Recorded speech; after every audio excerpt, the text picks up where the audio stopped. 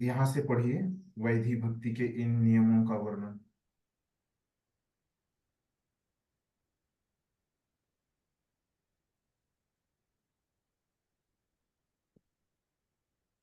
मैं पढ़ू प्रभु जी? हाँ हरि पढ़िए। बोल। हाँ पढ़िए माता जी।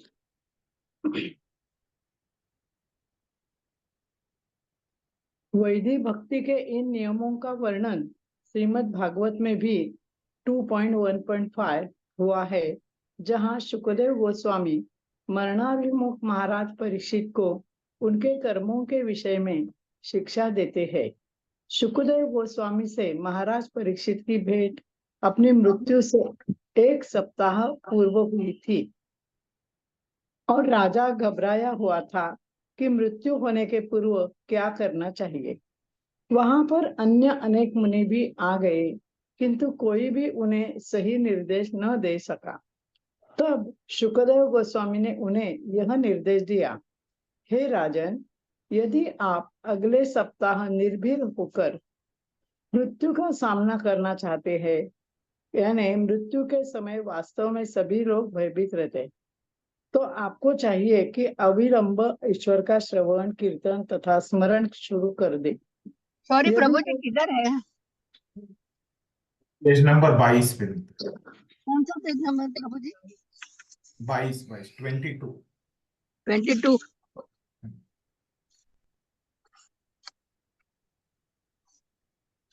यदि कोई हरे कृष्ण का कीर्तन और श्रवण करे तथा भगवान कृष्ण का सदैव स्मरण करे, तो वह किसी भी क्षण आने वाली मृत्यु से निडर रह सकेगा। यहाँ पे क्या, तो आगे अभी पढ़ो। नहीं, ठीक है, धन्यवाद। हरे कृष्ण। हरे कृष्ण। तो अभी देखिए, हमने इससे पहले वाले श्लोक में क्या देखा था कि वहां पे वैधि भक्ति की व्याख्या की। वैधि मतलब कौन सी? वैधि साधना भक्ति की।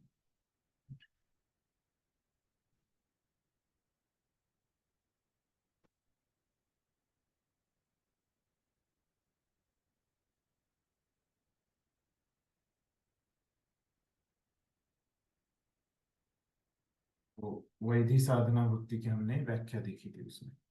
तो अभी यहाँ पे आगे क्या बता रहे हैं, भागवतम के दूसरे स्कंद के में से एक श्लोक बता रहे हैं। तो वो श्लोक क्या दिखाता है? तो ये वैधि भक्ति का उदाहरण दिखाता है। तो उस श्लोक में कहा गया है,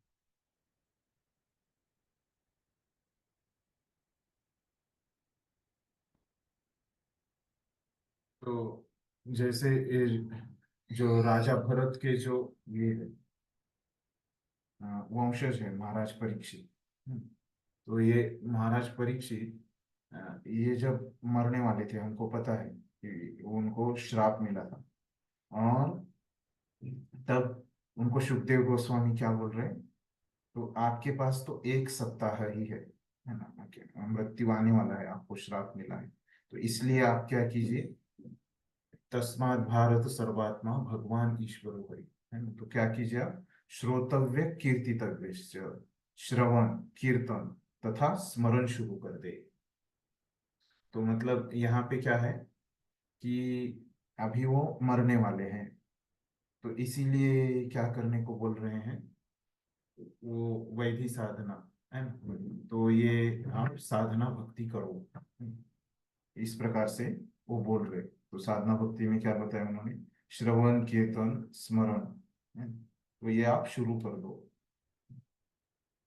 और इससे क्या हो जाता है, जो मृत्यु का डर है वो चला जाता है। इस प्रकार से वो बोल रहे।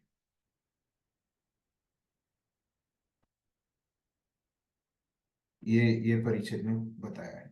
तो आगे के 2-3 परिच्छेद इसी के ऊपर है। तो आगे के और 3 परिच्छेद इसी श्लोक के ऊपर है। तो पढ़िए, 3 परिच्छेद कोई पढ़िए। कौन पढ़े?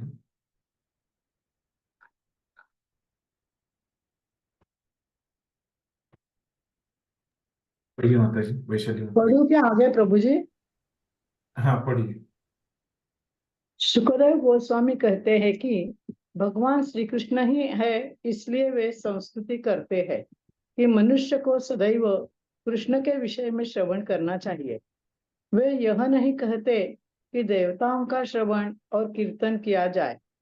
मायावादियों का कहना है कि मनुष्य चाहे कृष्ण के नाम का कीर्तन करे या देवताओं के नाम का, परिणाम एक जैसा होगा। लेकिन वास्तविकता यह नहीं है।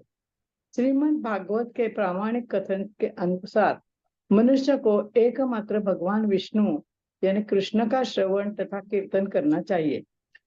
अतएव शुकदेव गोस्वामी ने परीक्षित महाराज को राय दी कि मृत्यु से निडर बनने के लिए मनुष्य को सभी प्रकार से भगवान कृष्ण का श्रवण कीर्तन तथा स्मरण करना चाहिए। वे यह भी बताते हैं कि भगवान सर्वात्मा है। सर्वात्मा का अर्थ है हर एक का परमात्मा। कृष्ण को ईश्वर अर्थात परम नियंता भी कहा गया है, जो हर एक के हृदय में स्थित है। इसलिए यदि हम किसी तरह से कृष्ण के प्रति अनुरक्त हो ले तो वे हमें समस्त संकटों से मुक्त कर देंगे।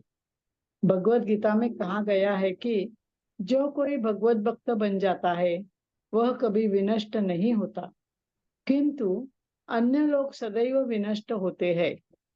विनष्ट का अर्थ है कि मनुष्य का जीवन पाकर व्यक्ति जन्म तथा मृत्यु के पास से बाहर नहीं निकल पाता और इस तरह वह अपना सुनहरा अवसर खो देता है।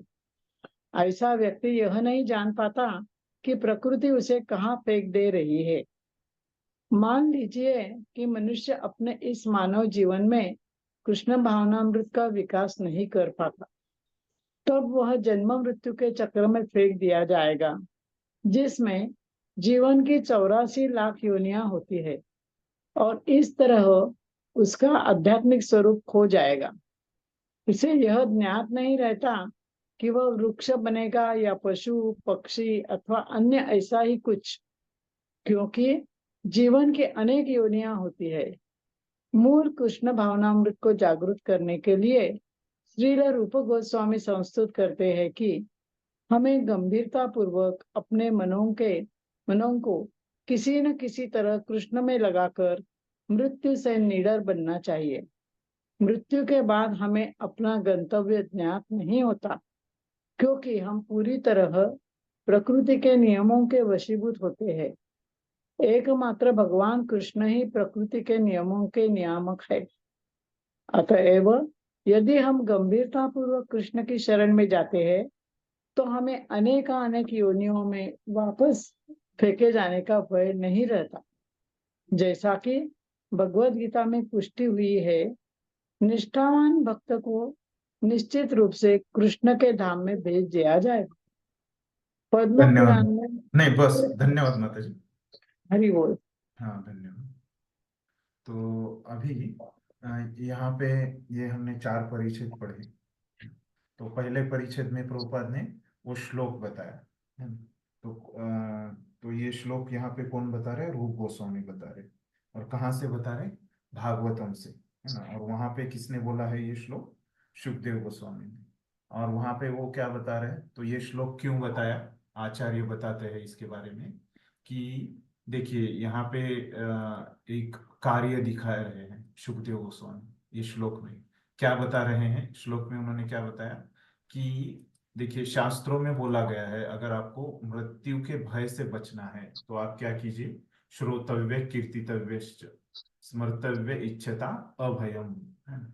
तो ये अगर करोगे, भगवान के नाम का श्रवण कीर्तन स्मरण आप करोगे तो क्या हो जाएगा? आपको अभय प्राप्त हो जाएगा। आप किससे? मृत्यु से अभय प्राप्त हो जाएगा। तो ऐसे, तो मतलब यहाँ पे क्या बता रहे हैं कि फिर भक्ति करने का यहाँ पे प्रेरणा क्या है? कि शास्त्रों का विधान है ना? स्वाभाविक यहाँ पे रुचि नहीं है, स्वाभाविक आकर्षण नहीं है भक्ति के प्रति, है ना? तो शास्त्रों में बोला गया है भक्ति करना है क्योंकि अभय मिलता है, इससे मृत्यु से अभय मिलता है। तो ये उनकी प्रेरणा है, ये शास्त्रों के वचनों की। और इससे ये शुकदेव गोस्वामी किसको प्रेरणा दे रहे हैं? परीक्षित महाराज को। तो जीव गोस्वामी इसके बारे में बोलते हैं। तो यहाँ पे ये श्लोक किसका उदाहरण है? वैधि साधना भक्ति का। ये हमने देखा कि वैधि साधना भक्ति में गुरु और वचन, गुरु के वचन और शास्त्रों के जो वचन रहते हैं वो प्रेरणा रहती है। तो ये शास्त्रों का वचन से वो प्रेरणा दे रहे हैं, इसलिए क्या है? वैधि भक्ति का उदाहरण है, ऐसे आचार्य बताते हैं। फिर दूसरे परिच्छेद से प्रभुपाद हमको शिक्षाएं दे रहे हैं। ये हो गया ये श्लोक के बारे में। तो दूसरे परिच्छेद में यहाँ पे प्रभुपाद ने क्या बोला कि केवल कृष्ण का ही उन्होंने गुणगान करने को बोला है, अन्य देवी देवताओं का नहीं, है ना। तो इस प्रकार से ये भक्तों का लक्षण रहता है। हमने देखा कि कृष्णानुशीलनम यही भक्ति का उत्तम भक्ति का एक अ, प्राथमिक लक्षण, प्राथमिक अंग है ना। कौन से थे वो? दो प्रकार, तटस्थ और स्वरूप, स्वरूप लक्षण है ना। तो ये शुद्ध भक्ति का स्वरूप लक्षण है। तो ये हमने देखा था पहले कि कृष्णानुशीलनम। तो ये कृष्णानुशीलन करने के लिए बोल रहे हैं प्रभुपाद, है ना। तो ये सीख हमको यहाँ से लेनी चाहिए। तो इसके उल्टा क्या है रहते हैं, बोलते हैं प्रभुपाद कि मायावादी लोग। तो मायावादी लोग क्या है कि सिर्फ कृष्ण का नहीं बोलते, वो देवी देवताओं का भी बोलते हैं, है ना। तो अन्य चीजें भी, अन्य लोगों का भी श्रवण कीर्तन करने को मायावादी लोग बोलते हैं। तो ये भक्तों में और मायावादियों में अंतर प्रभुपाद ने यहाँ पे बताया हमको। फिर उसके बाद, है ना, तो ये दूसरे परिच्छेद में बताया प्रभुपाद। फिर तीसरे परिच्छेद में क्या बता रहे हैं कि सुखदेव गोस्वामी ने परीक्षित महाराज को राय दी कि मृत्यु से निडर बनने के लिए, तो उसके लिए क्या करने को बोला? श्रवण कीर्तन तथा स्मरण करना चाहिए कृष्ण का।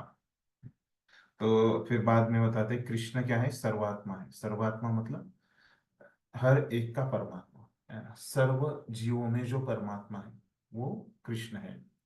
तो कृष्ण को ईश्वर अर्थात परम नियंता भी कहा जाता है, तो भगवान भी कहा जाता है। हर एक के हृदय में स्थित रहते हैं कृष्ण। तो भगवत गीता में कहा गया है कि जो कोई भगवत भक्त बन जाता है वह कभी विनष्ट नहीं होता है। तो कृष्ण बोलते हैं अर्जुन को, किंतु अन्य लोग सदैव विनष्ट होते रहते हैं। विनष्ट का अर्थ है मनुष्य का जीवन पाकर व्यक्ति जन्म तथा मृत्यु के पास से बाहर नहीं निकल पाता, है ना। तो विनष्ट मतलब क्या है कि आत्मा तो नष्ट नहीं होता, है ना? तो आत्मा तो अमर है, शाश्वत है। विनष्ट मतलब क्या कि वो व्यक्ति क्या हो जाता है, उसका वो जन्म मृत्यु के चक्कर से बाहर नहीं आ पाता। इस प्रकार से प्रभुपाद अर्थ बता रहे हैं। तो ऐसा व्यक्ति यह नहीं जान पाता कि प्रकृति से उसे कहाँ फेंक दे रही है प्रकृति। तो इस प्रकार से बोल रहे हैं। फिर आगे क्या बोल रहे हैं कि मान लीजिए कि मनुष्य अपने इस मानव जीवन में कृष्ण भावनामृत का विकास नहीं कर पाता है। किसी को लग सकता है कि अगर ये कृष्ण भावनामृत का मैं विकास कर रहा हूँ लेकिन ये पूरा नहीं हो पाए तो क्या? तो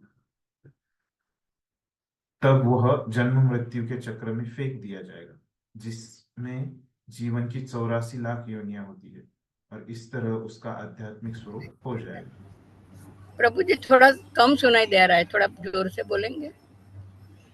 ठीक। थोड़ा जोर से, आवाज नहीं आ रहा है। हाँ, ठीक ठीक। तो यहाँ पे अभी तो अगर कोई अवशेष भी हो जाता है, ये कृष्ण भावनामृत का विकास नहीं कर पाता है, तो प्रभुपाद ने कहा कि वो फिर से कहाँ रहता है? जन्म मृत्यु के चक्कर में रहता है। और वो जो जन्म मृत्यु का चक्कर है 84 लाख योनियों का, तो वो 84 लाख योनियों में वो घूमते रहता है। तो ये हमको पता नहीं कि कौन सी योनि मिलेगी। तो रूप गोस्वामी यहाँ पे क्या बता रहे हैं? तो इसलिए कृष्ण भावनामृत आप करो, मतलब भक्ति, कृष्ण भावनामृत को जागृत करो, मतलब भक्ति करने का बता रहे था कि अच्छा अगला वाला जन्म जो है अच्छा मिले, या जन्म मृत्यु के चक्कर से हम बाहर निकल जाए, है ना। तो ये हो सकता है इस तरह से, न किसी तरह कृष्ण में लगा कर मृत्यु से निडर बनना चाहिए। मृत्यु के बाद हमें अपना गंतव्य ज्ञात नहीं होता, क्योंकि हम पूरी तरह प्रकृति के नियमों के वशीभूत होते हैं। एकमात्र भगवान कृष्ण ही प्रकृति के नियमों को नियामक है। तो अगर हम भक्ति नहीं करते तो क्या है, प्रकृति के नियमों में हम आ जाते हैं। और अगर उनसे छूटना है तो कौन छुड़ा सकता है हमको? कृष्ण ही छुड़ा सकते हैं। तो गंभीरता पूर्वक कृष्ण की शरण में जाते हैं तो अनेकानेक योनियों में वापस फेंके जाने का भय नहीं रहता। तो ये मृत्यु के समय भय कौन सा रहता है कि हम निचली योनि में चले जाएंगे। तो ये भय हमको वहां पे उत्पन्न होता है मृत्यु के समय। तो इसीलिए हमको भक्ति करना चाहिए। प्रभुपाद बोले निष्ठावान भक्त को निश्चित रूप से कृष्ण के धाम भेज दिया जाता है। तो ये अंतिम परिच्छेद में क्या बोला प्रभुपाद ने कि ये जो भय है, यहाँ पे श्लोक में बोला है, क्या बोला है कि श्रोतव्य कीर्तितव्य है ना, स्मर्तव्य इच्छता अभयम। तो अगर आप श्रवण कीर्तन और स्मरण करोगे तो आपको क्या हो जाएगा? अभय प्राप्त हो जाएगा। तो क्या है वो अभय? क्या है कि जो मृत्यु के समय का जो भय है उससे आपको मुक्ति प्राप्त हो जाएगी, अभय प्राप्त हो जाएगा। तो इसलिए मेरे इधर से तो पूरा उतना ही, रोज के इतना ही आवाज है। बाकी भक्तों को सुनाई दे रहा है क्या? कम है क्या आवाज? आ रही है प्रभु जी, हरे कृष्णा। कम आ रही है बोल रही है वो। आवाज है लेकिन प्रभु जी बहुत कम है। आपके इधर आप फुल कीजिए, क्योंकि मेरे इधर तो हमेशा की तरह ही सेटिंग किया मैंने, ओके पता नहीं प्रभु। क्या हो। हाँ तो हम्म, आवाज आ रही है प्रभु जी। हम्म, ठीक, धन्यवाद। तो इस प्रकार से ये जो श्लोक है, 7वां श्लोक है ना, तस्मात् भारत सर्वात्मा भगवान ईश्वर हरि श्रोतव्य कीर्तितव्य स्मर्तव्य इच्छता अभयम है। तो ये श्लोक का प्रभुपाद ने यहाँ पे अर्थ बताया है। और इसमें आचार्य ने बस इतना कहा है कि ये वैधि भक्ति का उदाहरण है ना? और वो कैसे उदाहरण है वो भी स्पष्ट किया है, वो मैंने आपको बताया। तो अगला श्लोक लेते हैं, पद्म पुराण। वो परिच्छेद पढ़िए कोई, पद्म पुराण वाला।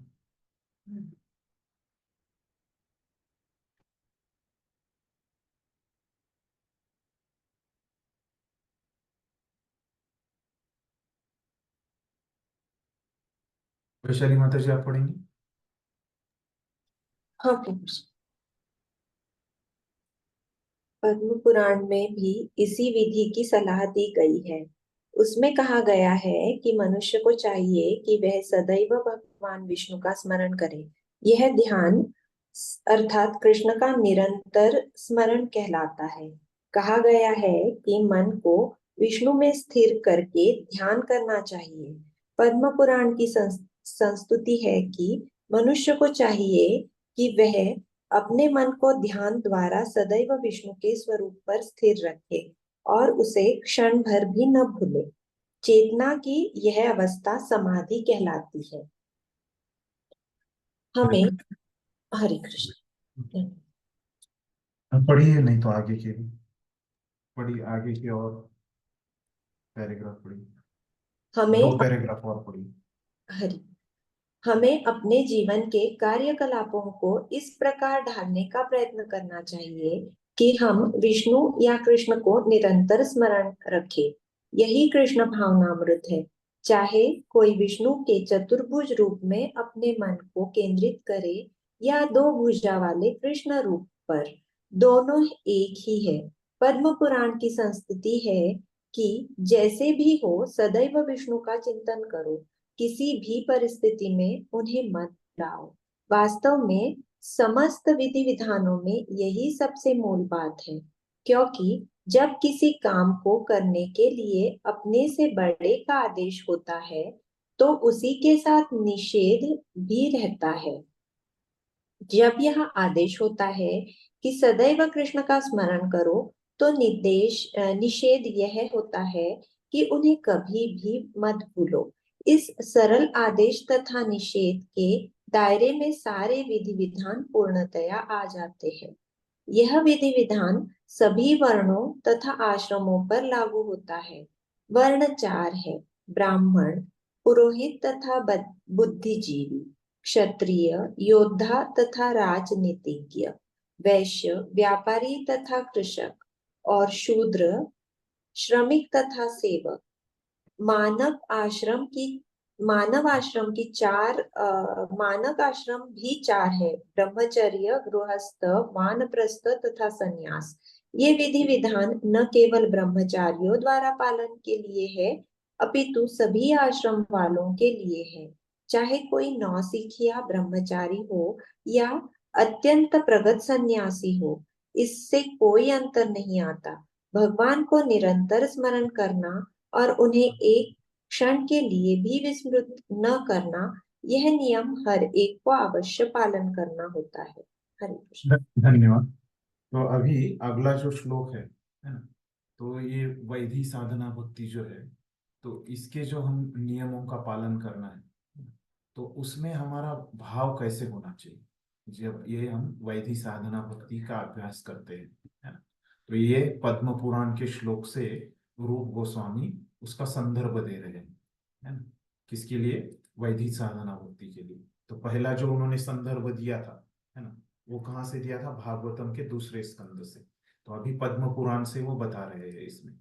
तो क्या है ये श्लोक? क्या है? स्मर्तव्य सततम विष्णु विस्मर्तव्यम न जातुचि सर्वे विधि निषेधास्युर एतयोरेव किंकरा। तो ये यहाँ पे क्या बताया है ये श्लोक में उन्होंने, कि हमको हमेशा विष्णु का स्मरण करना चाहिए और विष्णु को कभी नहीं भूलना चाहिए। और जो सभी जो नियम है ना, विधि और निषेध है ना, तो ये क्या है? ये दो तत्वों पे आधारित है। कौन से दो तत्वों पे? सब विधि और निषेध, है ना। जैसे हमने देखा कि इसमें क्या रहता है, वैधि साधना भक्ति में विधि रहती है, नियम रहते हैं, है ना। तो सभी जो नियमों का आधार है वो क्या है? हमेशा कृष्ण विष्णु का स्मरण, है ना, और विष्णु को कभी भी नहीं भूलना है। तो ये दो तत्व आधार होने चाहिए सभी नियमों के, सभी नियमों का आचरण करने के लिए। तो इस प्रकार से ये श्लोक है। तो उसके स्पष्टीकरण में प्रभुपाद क्या बताते हैं, देखिए। तो 3 परिच्छेद प्रभुपाद ने यहाँ पे इसके ऊपर लिखे हैं। तो पहले परिच्छेद में क्या बताते हैं कि यहाँ पे हमको ये सलाह दी गई है। किसके लिए सलाह दी गई है? ये हमको वैधि साधना भक्ति करने के लिए सलाह दी गई है। और हम यहाँ पे कहाँ कहाँ क्या कहा जा रहा है? विष्णु का स्मरण कीजिए, उनके ऊपर ध्यान कीजिए। फिर तो क्षण भर भी भूलना नहीं, तो इसी को समाधि कहते हैं। तो क्या है समाधि की व्याख्या यहाँ पे दी गई है। तो समाधि क्या है? कि हमेशा विष्णु के ऊपर ध्यान करना, उनके स्वरूप के ऊपर अपना ध्यान करना और उनको कभी नहीं भूलना, इसको समाधि कहते हैं। तो ये दो तत्वों को समाधि कहते हैं। इस प्रकार से बोलते हैं प्रभुपाद पहले परिच्छेद में। फिर दूसरे परिच्छेद में क्या बोलते हैं कि हमको अपनी जो जीवन शैली है ना, तो अभी हमारी जीवन शैली उतनी नहीं है कि हम कृष्ण का हमेशा स्मरण करें। तो ये दूसरे परिच्छेद में क्या बोल रहे हैं प्रभुपाद कि हमको अपनी जो जीवन शैली है वो इस प्रकार हमको करनी है कि हम हमेशा विष्णु को स्मरण कर पाए और उनको कभी नहीं भूले। तो अपने मन पे विष्णु बोलते हैं कि विष्णु का जो चतुर्भुज रूप है, तो वो रूप या द्विभुज रूप, इसके ऊपर हमको ध्यान करना चाहिए, है ना। कोई भी जो विष्णु का रूप है ना, और ताकि हम उनको हमेशा स्मरण कर पाए, इसलिए उनके ऊपर ध्यान करते रहना चाहिए। तो सभी विधि विधानों, यही सबसे मूल बात है। तो कौन से विधि विधान? जो वैधि साधना भक्ति के जो विधि विधान है ना, तो उसमें से मूल बात क्या है? हमेशा विष्णु का स्मरण करना, उनको कभी नहीं भूलना। तो ये सबसे मूल बात है, इस प्रकार से प्रभुपाद बोलते हैं। फिर बाद में बताते हैं कि कैसे। तो यहाँ पे ये श्लोक में दो चीजें बताई गई है। तो एक क्या है, आदेश दिया गया है, और एक निषेध है ना?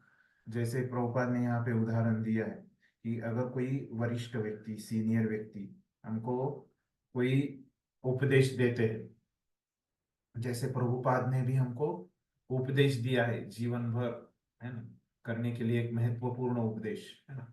तो उसमें उन्होंने हमको आदेश क्या किया है कि आप 16 माला जप करो, है ना, और कुछ ना कुछ इस्कॉन में सेवा करो, जो हमको दीक्षा के समय लेना पड़ता है।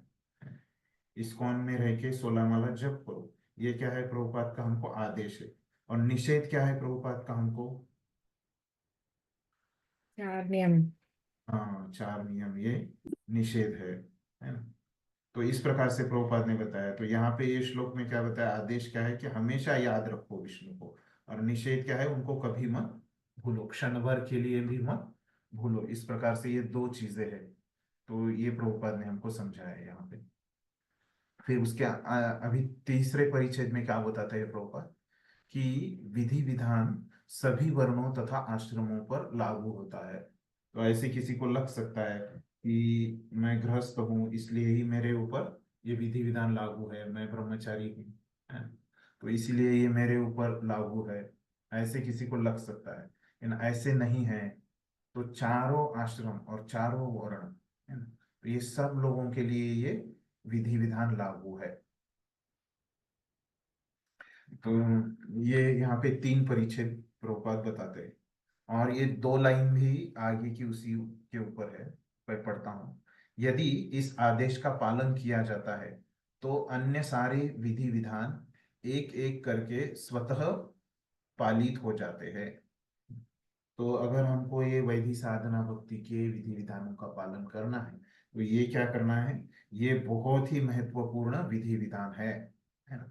तो इसका पालन करने से क्या हो जाता है, अन्य सारे विधि विधान एक एक करके स्वतः पालित हो जाते हैं, है ना। इतना महत्वपूर्ण है, इस प्रकार से बोल। अन्य सारे विधि विधान इसी एक आधारभूत सिद्धांत के अधीन माने जाने चाहिए। तो यहाँ तक ये श्लोक का प्रभुपाद ने अ, व्याख्या किया था। तो आचार्य इसके बारे में कुछ बताते हैं क्या, कि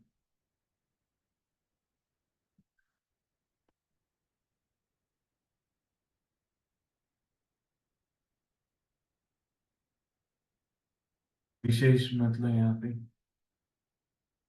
तो विश्वनाथ चक्रवर्ती ठाकुर इसमें बताते हैं कि अ, सब जो नियम है, तो ये किसके ऊपर आधारित है, विष्णु के स्मरण के ऊपर, है।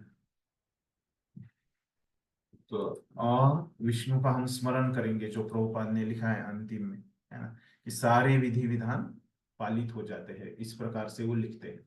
और यहाँ पे बताया है श्लोक में कि क्या है, उनको सतत उनको करो, है ना, सतत उनका स्मरण करो। तो अभी किसी को लग सकता है सतत स्मरण करो मतलब सतत का अर्थ क्या होता है, क्या लगता है आप लोगों को? अभी ये श्लोक में बोला है, क्या बोला है, कि सतत विष्णु को आपको याद रखना है ना।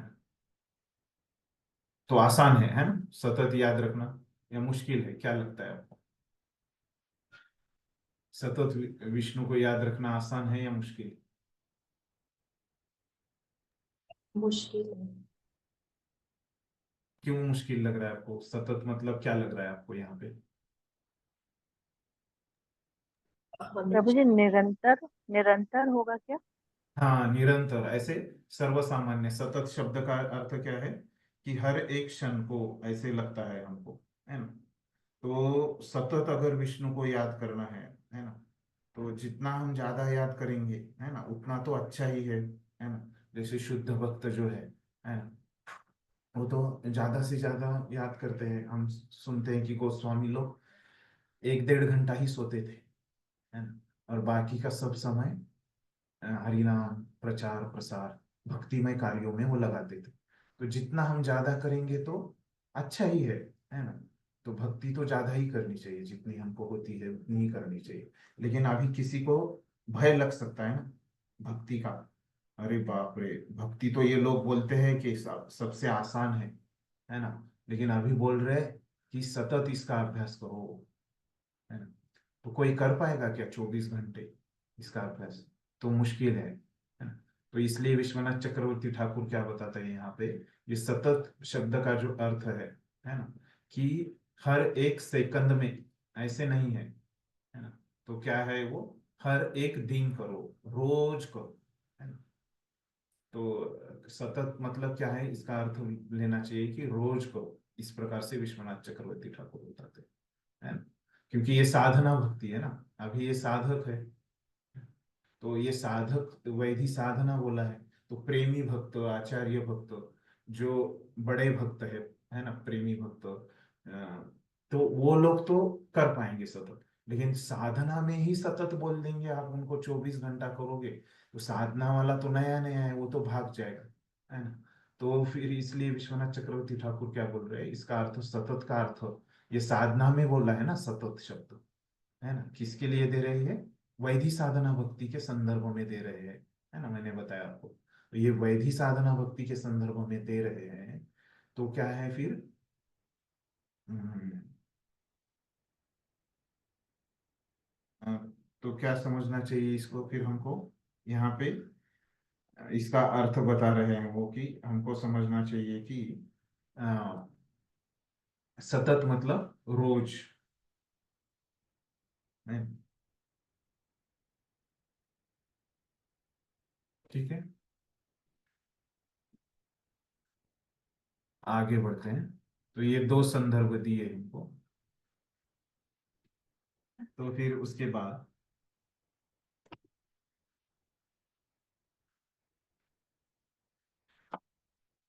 तो 11वें स्कंद से वो बताते हैं, आगे बताया। तो आगे दो श्लोक उन्होंने मिला के लिए हैं। तो आगे वाला जो श्लोक है वो मैं बताता हूँ 11वें स्कंद में, पहले अर्थ बताता हूँ। तो फिर 11वें स्कंद में बताया गया है कि ये वैधि भक्ति जो है, तो यहाँ पे जो बोला है कि सभी चारों वर्ण और चारों आश्रमों में इसका पालन होना चाहिए, है ना, वैधि साधना भक्ति सबने इसका पालन करना चाहिए। तो यहाँ पे भगवान बता रहे हैं उद्धव को 11वें स्कंद में। तो वो बताते हैं कि ये जो वर्णाश्रम व्यवस्था है चातुर्वर्णी, है, तो वहां पे क्या है, इनके मुख्य कौन रहते हैं, ब्राह्मण, है, और फिर अन्य जो है क्षत्रिय, वैश्य, शूद्र, ब्रह्मचारी, गृहस्थ, वानप्रस्थ, सन्यासी।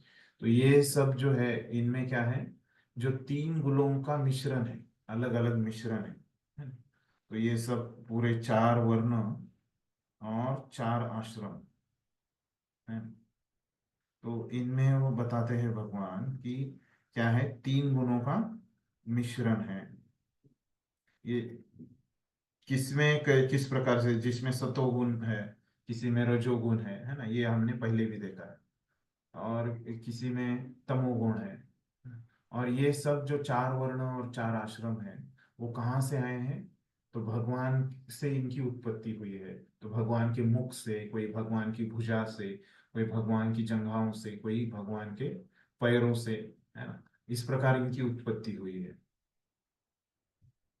और ये चार वर्णों और चार आश्रमों में से अगर कोई भगवान की भक्ति नहीं करता, है ना, जो कि ये पूरे सृष्टि के निर्माता है ना, ये पूरी सृष्टि जिनसे आती है, ऐसे भगवान की अगर कोई भक्ति नहीं करता, तो क्या होता है, ऐसे व्यक्ति का वो पतन हो जाता है, वो नरक में चला जाता है। इस प्रकार से ये श्लोक है जो यहाँ पे बता रहे हैं। तो मतलब क्या है कि ये नियम बता रहे हैं, है ना, कि शास्त्रों का, कि ये चारों वर्ण और चारों आश्रमों के लोगों ने भगवान की भक्ति करना चाहिए, नहीं तो वो नरक में चले जाएंगे। इस प्रकार से वो बोल रहे हैं 11वें स्कंद में। तो यही यहाँ पे अगले परिच्छेद में लिखा है ना। ये श्लोक का अर्थ। तो ये विभिन्न वर्ण तथा आश्रम योग्यता के आधार पर बने हैं, है ना। अगला परिच्छेद में पढ़ रहा हूँ। भगवत गीता में पुष्टि हुई है कि चारों वर्ण तथा चारों आश्रमों की सृष्टि स्वयं भगवान ने व्यक्तिगत योग्यताओं के अनुसार की है ना। तो कौन सा श्लोक है ये भगवत गीता का जहाँ पे भगवान बोलते हैं? चातुर्वर्ण मया सृष्ट। हाँ, तो जिस प्रकार शरीर के विभिन्न अंगों को भिन्न भिन्न प्रकार के कार्य करने होते हैं, तो अभी बता रहे ये वर्णाश्रम क्या है कि जैसे मेरे हाथ के कार्य अलग है, मेरे पैर के अलग कार्य अलग है, मेरे पेट का कार्य अलग है, मेरी आंखों का कार्य अलग है। तो इस प्रकार से ये अवयवों के जैसे अलग अलग कार्य होते हैं, उसी प्रकार से क्या होता है, ये अलग अलग वर्णों के और अलग अलग आश्रमों के कार्य होते हैं। किंतु इन समस्त कार्यों का एकमात्र लक्ष्य क्या होना चाहिए? भगवान ही होने चाहिए। तो हर एक के यहाँ पे विविधता है, लेकिन ये सब का जो लक्ष्य है वो क्या होना चाहिए? भगवान होना चाहिए। फिर बाद में बताते हैं कि भगवान क्या है? परम भोक्ता है भगवत गीता से। अब भगवान परम भोक्ता होने से क्या क्या होता है? वे चाहे कोई ब्राह्मण हो या शूद्र, उसे अपने कार्यों द्वारा भगवान को तुष्ट करना होता है। तो कोई भी रहे, वो ब्राह्मण रहे, क्षत्रिय रहे, वैश्य रहे, शूद्र रहे, वो खुद भोक्ता बन सकता है क्या?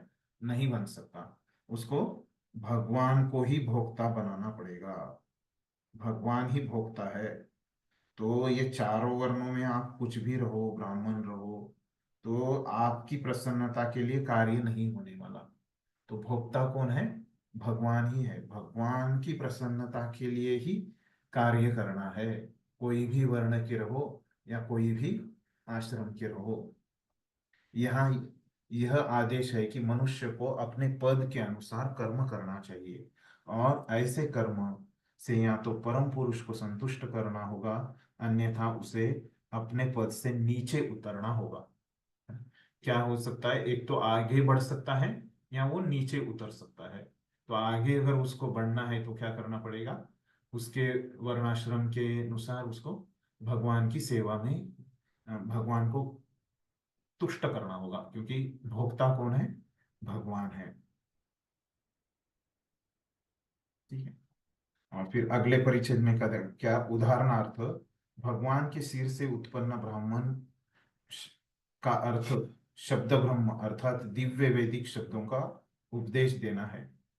ब्राह्मण को सिर होने के कारण शब्द ब्रह्म का उपदेश तो देना ही है, किंतु साथ ही उसे भगवान के निमित्त भोजन भी करना है। वैदिक आदर्शों के अनुसार जब ब्राह्मण भोजन करता है तो यह समझना चाहिए कि उसके माध्यम से भगवान भोग लगा रहे हैं, है ना।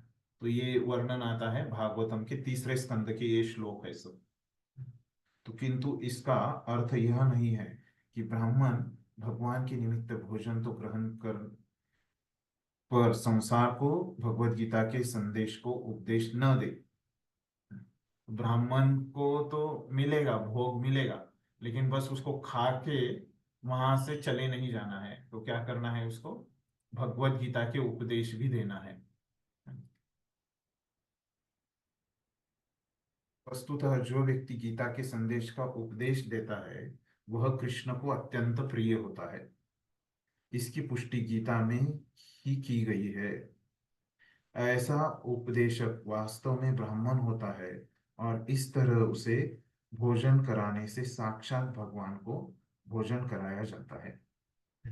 तो ये ब्राह्मण को कैसे तुष्ट करना है बताया ये परिच्छेद में। कैसे तुष्ट करना है भगवान को? भगवत गीता के उपदेशों को बता के, संदेश दूसरों को बता के क्या कर सकता है? ब्राह्मण भगवान को तुष्ट कर सकता है।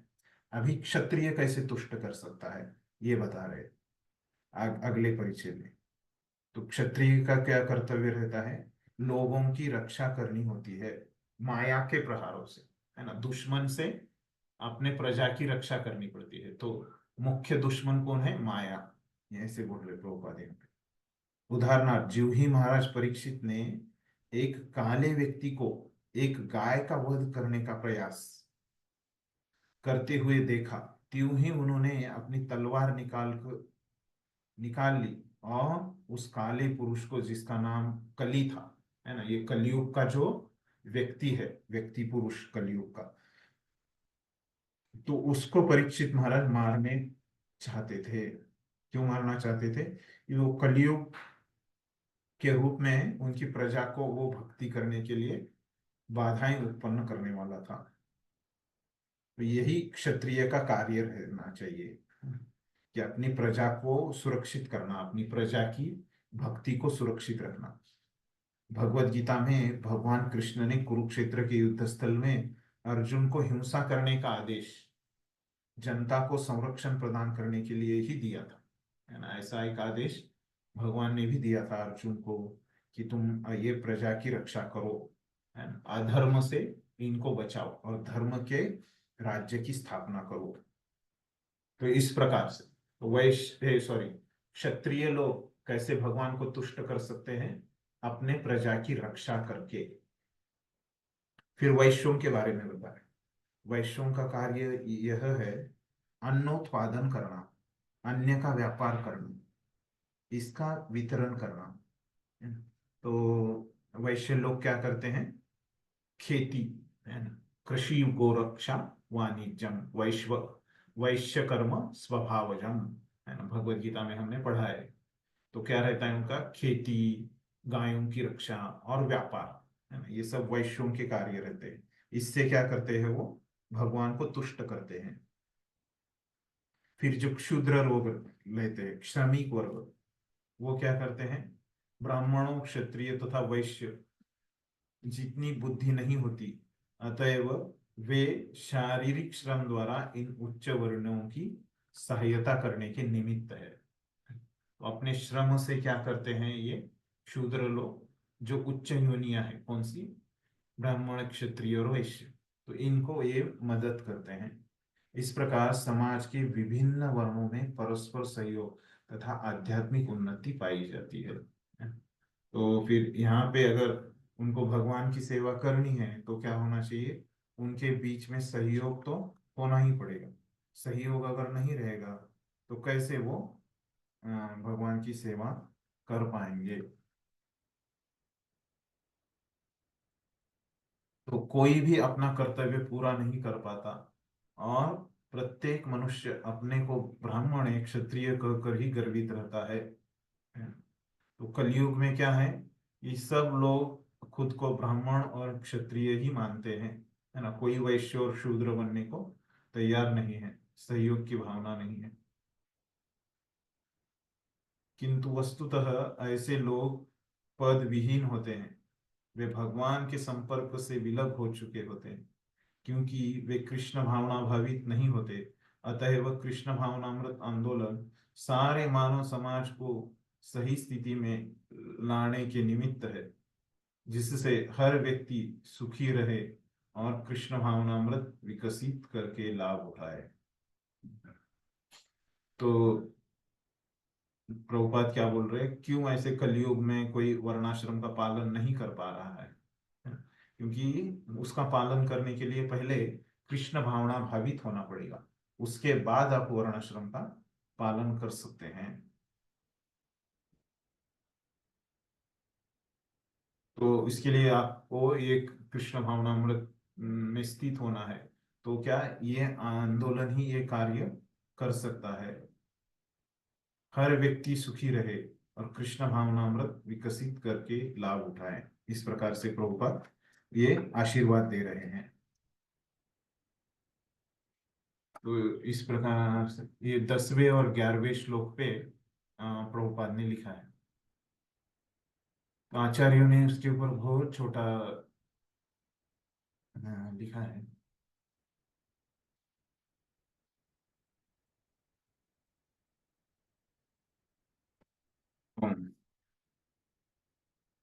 वही प्रभुपाद ने वो पूरा कवर कर दिया है जो भी आचार्यों ने कहा है। तो अभी ये वैधि साधना भक्ति का अगर अभ्यास कोई करता है, तो उसको क्या फल प्राप्त हो जाता है ना। तो ये अगले श्लोक में बताया है ना। पढ़िए अगले 2 परिच्छेद पढ़िए, अगले श्लोक।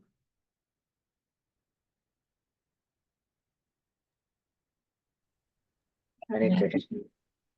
भगवान श्री कृष्ण ने उद्धव को उपदेश दिया था कि मानव समाज के वर्ण तथा आश्रम के विधि विधान का पालन करके मनुष्य भगवान को तुष्ट कर सकता है, और इस तुष्टि के फलस्वरूप सारा समाज बिना किसी कठिनाई के जीवन की सारी आवश्यकताएं बाहुल्य में प्राप्त कर सकता है। इसका कारण यह है कि भगवान आखिरकार अन्य समस्त जीवों का पालन करते हैं। यदि सारा समाज अपना अपना कर्तव्य करता रहे और कृष्ण भावनामृत में रत रहे तो इसमें कोई संदेह नहीं कि समाज के सारे सदस्य शांति एवं सुखपूर्वक रह सकेंगे। इस तरह जीवन की आवश्यकताओं का अभाव नहीं रहेगा और सारा संसार वैकुंठ में परिणत हो जाएगा। श्रीमद् भागवत के आदेशों और कृष्ण भावनामृत के कर्तव्यों का पालन करने से सारा समाज वैकुंठ धाम में भेजे बिना सभी प्रकार से सुखी हो जाएगा। श्रीमद् भागवत में ही 11:27-49 श्री कृष्ण उद्धव से ऐसे ही वचन कहे हैं। वे कहते हैं, हे उद्धव, सारे ही व्यक्ति अपने अपने कार्यों में लगे हुए हैं। ये कार्य चाहे शास्त्र अनुमोदित हों या सामान्य सांसारिक कार्य हों, यदि वे इनमें से किसी भी कार्य के फल स्वरूप कृष्ण भावना भावित होकर मेरी पूजा करते हैं तो वे स्वतः इस जगत में और परलोक में भी सुखपूर्वक रहते हैं। इसमें कोई संशय नहीं है। कृष्ण के इस कथन से हम इस निष्कर्ष पर पहुंच सकते हैं कि कृष्ण भावनामृत में किए गए कार्यों से प्रत्येक मनुष्य की समस्त इच्छाओं की पूर्ति हो सकती है। हरे कृष्ण। धन्यवाद। तो अभी देखिए पहला जो परिच्छेद है तो वही सारांश में लिखा है प्रभुपाद ने, जो पिछले श्लोकों में दिया देखा था हमने। कैसे अगर ये चारों वर्णों और चारों आश्रमों का पालन, विधि विधानों का पालन किया होता है तो क्या है, वो भगवान को हम तुष्ट कर सकते हैं। फिर अभी ये दूसरे परिच्छेद में क्या बता रहे हैं कि ये श्रीमद् भागवतम का एक श्लोक लेके प्रभुपाद बता रहे हैं कि उद्धव को बता रहे कृष्ण कि सारे ही व्यक्ति अपने अपने कार्यों में लगे हुए हैं। ये कार्य चाहे शास्त्रोन्वित हो या सामान्य सांसारिक कार्य हो, तो 2 प्रकार के कार्य में लगे हुए हैं। एक तो अपने मन से करते हैं सांसारिक कार्य, और दूसरे जो है कि शास्त्रों के अनुसार करते हैं। यदि वे इनमें से किसी भी कार्य को फलस्वरूप कृष्ण भावना भावित होकर मेरी पूजा करते हैं तो वे स्वतः इस जगत में और परलोक में भी सुखपूर्वक रहते हैं। तो ये 2 कार्यों में लगते हुए भी अगर कोई कृष्ण भावना भावित होता है, मतलब भक्ति करता है, तो वो क्या होता है, इस जगत में और परलोक में, मतलब अगले जन्म में, इस जन्म में अगले जन्म में, दोनों जन्म में सुखी हो जाता है। इसमें कोई संशय नहीं है। तो क्यों ऐसे बोला होगा, क्योंकि हमने देखा था पहले कि क्या हो जाता है, प्रारब्ध अप्रारब्ध सब कुछ भक्ति से नष्ट हो जाता है। तो इसीलिए इस जन्म में भी सुख प्राप्त होता है, अगले जन्म में भी सुख प्राप्त होता है। कृष्ण के इस कथन से हम निष्कर्ष पर पहुंच सकते हैं कि कृष्ण भावनामृत में किए गए कार्यों से मनुष्य की समस्त इच्छाओं की पूर्ति हो सकती है। तो ये यहाँ पे क्या बताया है, ये वैधि साधना भक्ति जो है, इसका अगर कोई आचरण करता है तो क्या हो जाता है, उसके लाभ क्या है। तो एक लाभ यहाँ पे बताया गया है कि उसको इस जगत में और परलोक में, है ना, तो क्या होता है, इस जगत में और परलोक में उसको सुख प्राप्त हो जाता है। और दूसरा यहाँ पे क्या लाभ बताया है कि समस्त इच्छाओं की पूर्ति, समस्त इच्छाएं उसकी पूरी हो जाती है।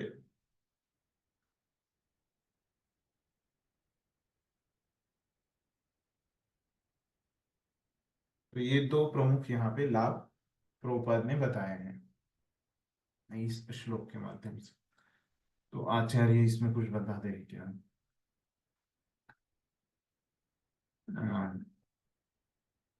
तो वही जीव गोस्वामी एक श्लोक संदर्भ देते हैं कौन सा? अकाम सर्व कामो वा मोक्ष काम उदारधि तीव्रेन भक्ति योगेन यजेत पुरुष परम। तो क्या बोलते हैं? अकाम सर्व कामो वा। तो अकाम मतलब बिना इच्छा के, है ना? सर्व कामों वा, सब कुछ इच्छाओं के, और मोक्ष काम मतलब मुक्ति की इच्छा से, उदारधि। तो उदारधि मतलब क्या? उदारता से। तो क्या करना चाहिए? तीव्रेन भक्ति योगेन, है ना? अगर कोई तीव्र भक्ति योग में लग के यजेत पुरुष परम, भगवान की आराधना करेगा, है ना? तो उसको सब कुछ प्राप्त हो जाएगा, है ना? तो ये क्या बताया गया है? वैधि साधना भक्ति के यहाँ पे लाभ बताए गए हैं।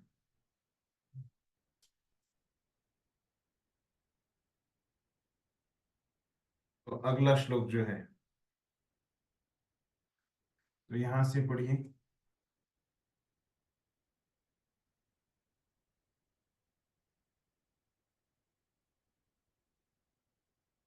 तो यहाँ पे देखिए, पेज नंबर 27 में से मैं पढ़ रहा हूँ, है ना? कहाँ? यहाँ पे पैराग्राफ के बीच में मैं पढ़ रहा हूँ। नारद पंचरात्र में भक्ति के विधानों का वर्णन इस प्रकार मिलता है।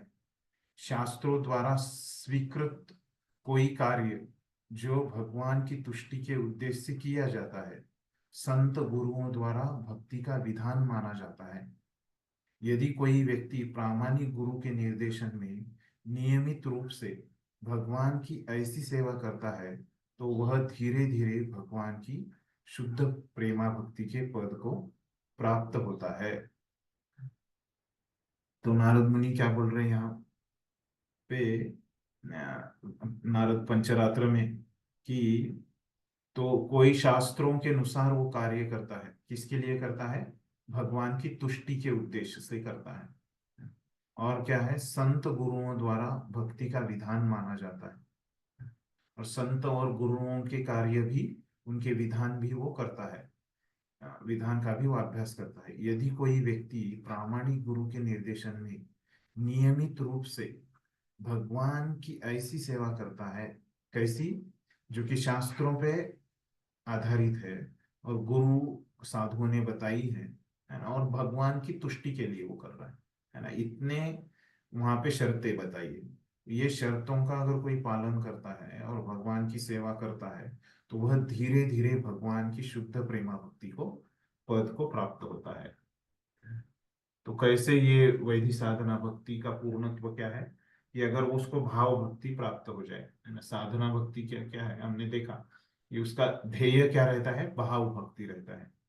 तो इसके लिए क्या है कि शास्त्रों के आधार पे वहां पे कार्य करना है, और संत और गुरुओं को पूछ के उनके विधानों को अनुसार कार्य करना है। किसके लिए करना है? भगवान की तुष्टि के लिए, है ना? ये तीन प्रमुख यहाँ पे उसकी शर्तें बताई है। यदि कोई व्यक्ति ऐसे करता है तो क्या होता है? वो प्रेमा भक्ति को, पद को प्राप्त होता है। इस प्रकार से बता रहे ये इसका महत्व क्या है, और क्या है इसमें महत्व। और एक हमको ये वैधि साधना भक्ति का और एक यहाँ पे महत्व जानने को मिला, है ना? तो क्या है वो महत्व? कि प्रेमा भक्ति की प्राप्ति हो जाती है। प्रेम भक्ति यहाँ पे धीरे धीरे होती है, लेकिन, है ना? प्रेम भक्ति एकदम से नहीं प्राप्त होती, प्राप्ति धीरे धीरे हो जाती है उसको, धीरे धीरे। ऐसे एक दिन भक्ति करने से तुरंत प्रेम प्राप्ति नहीं होती, है ना? जन्मों जन्मांतर करना पड़ता है, प्राप्त हो सकते हैं, है ना? तो इसी प्रकार से हमारा ये जो अध्याय है, भक्ति की प्राथमिक अवस्थाएं, है ना, ये पूरा हो जाता है। तो यहाँ तक अभी किसी को कुछ प्रश्न है, कुछ समझा नहीं है, ऐसे कोई है?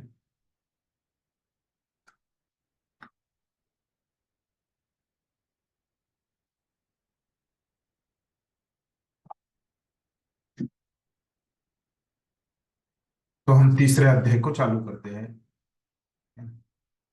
तो तीसरे अध्याय का शीर्षक क्या है? भक्ति के लिए पात्रता। तो भक्ति के लिए पात्रता मतलब भक्ति कौन कर सकता है ना? कौन सा ऐसा व्यक्ति है जो भक्ति कर सकता है ना? उसके लिए क्या करना पड़ता है?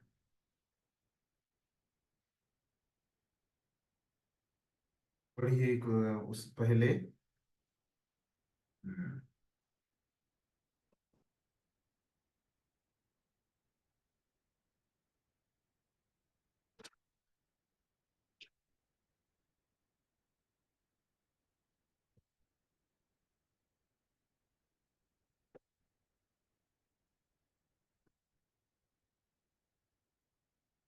पहला परिच्छेद पढ़िए कोई, दूसरे परिच्छेद का आधा भाग भी पढ़िए। वैशाली माता जी पढ़िए।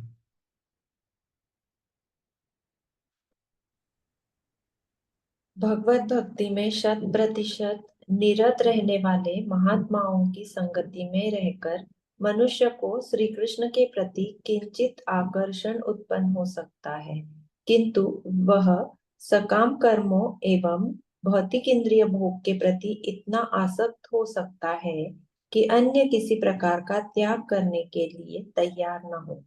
यदि ऐसे व्यक्ति का कृष्ण के प्रति आकर्षण अविचल होता है तो वह भक्ति करने का योग्य पात्र बन जाता है। शुद्ध भक्तों की संगति में कृष्ण भावनामृत के लिए यह आकर्षण सौभाग्य का सूचक है। चैतन्य महाप्रभु ने पुष्टि की है कि प्रामाणिक गुरु तथा कृष्ण दोनों ही की कृपा से केवल भाग्यवान व्यक्तियों को भक्ति का बीज प्राप्त होता है। इस धन्यवाद धन्यवाद। हरे ठीक कृष्ण। है, तो यहाँ पे बता रहे हैं, तो ये 14 नंबर का श्लोक है ना? तो इसमें बता रहे हैं योग्यता क्या रहती है ना, भक्ति की। तो ऐसा व्यक्ति है ना, तो जिसको श्रद्धा आई है, तो किसमें श्रद्धा आई है उसको? श्री कृष्ण के प्रति किंचित उसको आकर्षण उत्पन्न हो सकता है ना? तो क्यों हो रही है कि क्यों उसको वो आकर्षण आया है? भक्तों के संग की वजह से। तो भक्ति के लिए पात्र व्यक्ति कौन है? जिसको भक्तों का संग मिला है और वो संग से किसी को किंचित आकर्षण उत्पन्न हुआ है?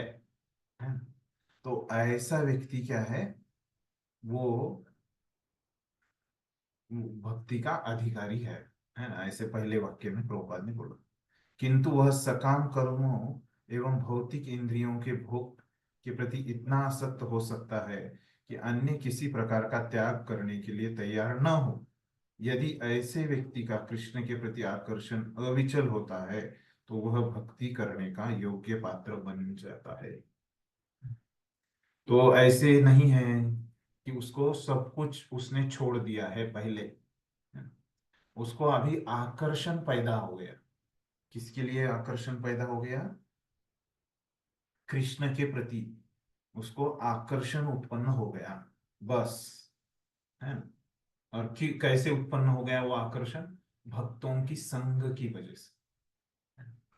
तो भक्तों की संग की वजह से उसको आकर्षण हो गया। यहाँ पे यहाँ पे बहुत सारी शर्तें हैं, देखिए इसमें। तो क्या है? पहली चीज यहाँ पे बोल रहे हैं कि, यहाँ पे मैं लिखता हूँ,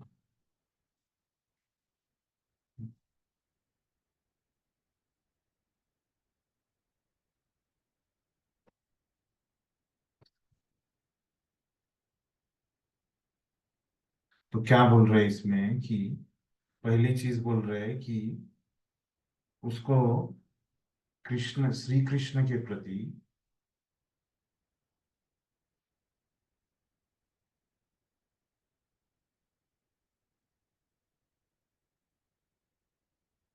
किंचित आकर्षण उत्पन्न,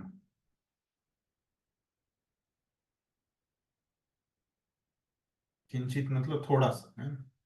किंचित आकर्षण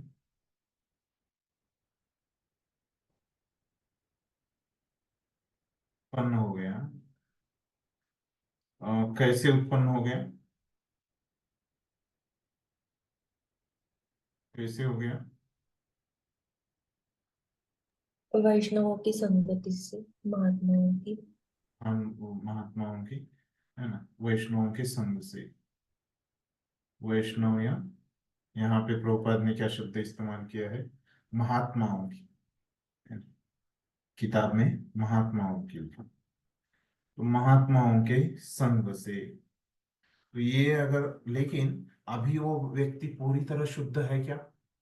नहीं है ना? क्या बोल रहे कि कर्मों एवं भौतिक इंद्रिय भोग के प्रति इतना आसक्त हो सकता है कि अन्य किसी प्रकार के त्याग करने के लिए तैयार न हो, है ना?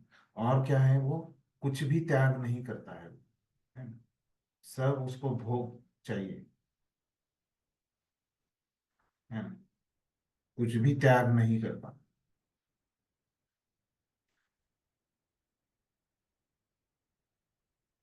क्या होता है, यदि ऐसे व्यक्ति का कृष्ण के प्रति आकर्षण अविचल होता है ना? लेकिन कृष्ण के प्रति उसका क्या होना चाहिए? आकर्षण वो रहना चाहिए, है ना? वो अविचल रहना चाहिए, वो विचलित नहीं होना चाहिए। वन पॉइंटेड फोकस, है ना? वो विचलित नहीं होना चाहिए। मतलब क्या है, दृढ़ता से तीव्र, है ना, तीव्र भक्ति योग में वो रहेगा, है ना? अविचल आकर्षण कृष्ण के प्रति, ये अगर रहता है तो क्या होता है, वो व्यक्ति भक्ति करने का योग्य है। तो ये तीन चीजें रहती है, तो वो भक्ति करने का योग्य, ये पात्रता है, ऐसा व्यक्ति भक्ति कर सकता है, बोल रहे हैं यहाँ पे प्रभुपाद। शुद्ध भक्तों की संगति में, फिर आगे बताते हैं, शुद्ध भक्तों की संगति में कृष्ण भावनामृत के लिए यह आकर्षण सौभाग्य का सूचक है। तो क्या बोल रहे हैं यहाँ पे, कृष्ण भावनामृत के लिए यह आकर्षण सौभाग्य का सूचक है। तो भक्तों के संघ के प्रति आकर्षण रहे, भगवान के प्रति आकर्षण रहे, तो ये सौभाग्य का सूचक है। श्री चैतन्य महाप्रभु ने भी कहा है ना? शुद्ध भक्ति का जो बीज है वो हमको कैसे मिलता है? गुरु कृष्ण प्रसादे पाए भक्ति लता बीज, है ना? गुरु और कृष्ण की कृपा से हमको शुद्ध भक्ति के लता का बीज मिलता है ना? तो इस प्रकार से यहाँ पे प्रभुपाद ने बताया। तो ऐसा व्यक्ति यहाँ पे योग्य है, पात्र व्यक्ति है, भक्ति करने का अधिकारी है।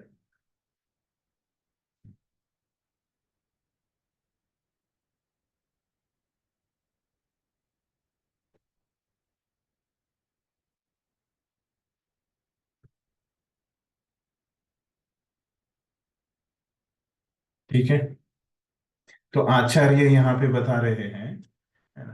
तो ये जो मूल श्लोक है उसमें क्या है, एक वैराग्य शब्द आता है। तो वो वैराग्य शब्द के बारे में आचार्य लिखते हैं, ये जो व्यक्ति है भक्त, है ना, जो भक्त है वो उसमें क्या रहता है, ये झूठा वैराग्य, फाल्गु वैराग्य उसमें नहीं रहता, है ना? तो वैराग्य की व्याख्या बताते हैं विश्वनाथ चक्रवर्ती ठाकुर, है ना? तो वैराग्य मतलब क्या, कि एक झूठा वैराग्य, है ना? वो बताते हैं कि फॉल्स रिनाउंसिएशन, है ना, झूठा वैराग्य। तो ये वैराग्य मतलब झूठा वैराग्य, तो इसका क्या अर्थ है, झूठा वैराग्य मतलब क्या, कि जो भक्ति के लिए क्या है, प्रतिकूल है, ऐसा वैराग्य जो प्रतिकूल है, किसके लिए? भक्ति के लिए, है ना? तो ऐसे वैराग्य को झूठा वैराग्य बोलते हैं। तो ये वैराग्य नहीं होना चाहिए, है ना? तो फिर वो व्यक्ति क्या करना चाहिए, उसने युक्त वैराग्य का आचरण करना चाहिए, है ना? तो इस प्रकार से आचार्य बताते हैं उसकी पात्रता क्या होनी चाहिए इस श्लोक में। तो ये तो हो गई अभी पात्रता। तो अभी आगे 11वें स्कंद से भी एक श्लोक बताते हैं, तो मैं पढ़ता हूँ। हे उद्धव, अतीव भाग्य से कोई मेरे प्रति आकृष्ट होता है। तो भगवान बोल रहे कि विरला ही कोई भाग्यवान जो व्यक्ति है वो मेरे तरफ आकर्षित होता है। और यदि वह सकाम कर्म से पूरी तरह विरक्त न भी हो या भक्ति के प्रति पूर्ण रूपेण अनुरक्त न भी हो, तो भी ऐसी सेवा तुरंत प्रभाव दिखलाती है। तो भक्ति करने के लिए योग्यता क्या है कि आपको पूरी तरह शुद्ध होने की जरूरत नहीं है ना। सकाम लोग भी भक्ति कर सकते हैं, है ना, ऐसे बताए। हमको सकाम बनने की जरूरत नहीं है ना। हम जितना शुद्ध रहे, है ना, अन्याभिलाषिता शून्य रहे। तो फिर इसको कैसे समझने का? इसको समझने का कि भक्ति की महिमा बता रहे हैं, है ना। तो ऐसे, तो ये दूसरा श्लोक बताते हैं।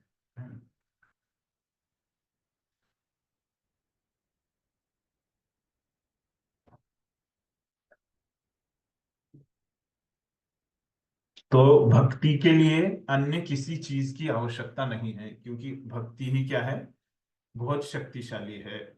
तो ज्ञान इत्यादि ज्ञान कर्म की तरह दूसरी चीजों की उसकी आवश्यकता नहीं है।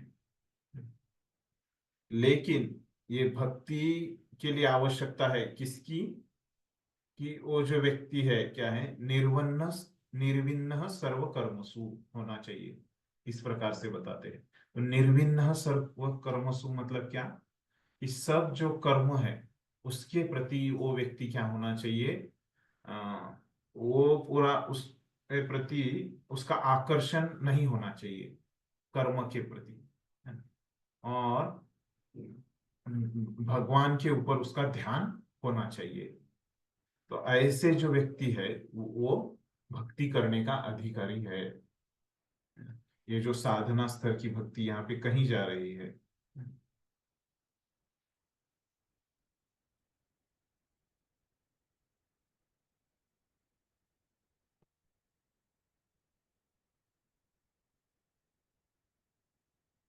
जिसको भी भक्ति के विषयों में, भक्ति के ग्रंथ पढ़ने में जिसको रुचि है वो भक्ति कर सकता है, इस प्रकार से बताते हैं आचार्य। ऐसा श्रद्धालु व्यक्ति जो हमेशा भगवान के बारे में ज्यादा से ज्यादा श्रवण करता है वो भक्ति का योग्य है, इस प्रकार से बताते हैं।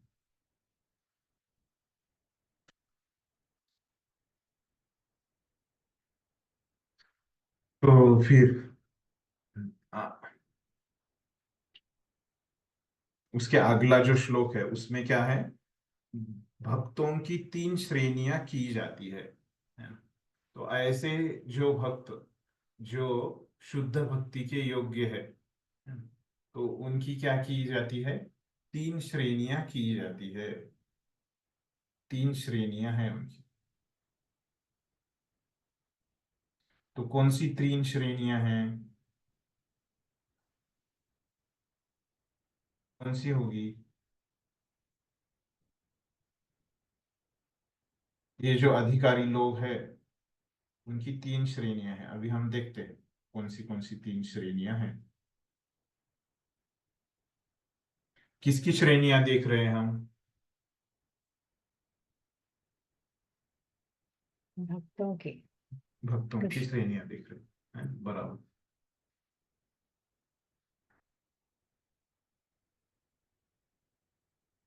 तो क्या है वो 3 श्रेणियां रहती है भक्तों। तो क्या है वो 3 श्रेणियां? उत्तम, मध्यम और कनिष्ठ। इस प्रकार से 3 श्रेणियां है भक्तों की। कौन सी? उत्तम, मध्यम और कनिष्ठ। तृतीय श्रेणी कनिष्ठ की। तो अभी उत्तम के बारे में हम देखते हैं। उत्तम अधिकारी कौन होता है? प्रथम या सर्वोच्च श्रेणी उत्तम अधिकारी की है। पढ़िए, अगला पैराग्राफ पूरा पढ़िए।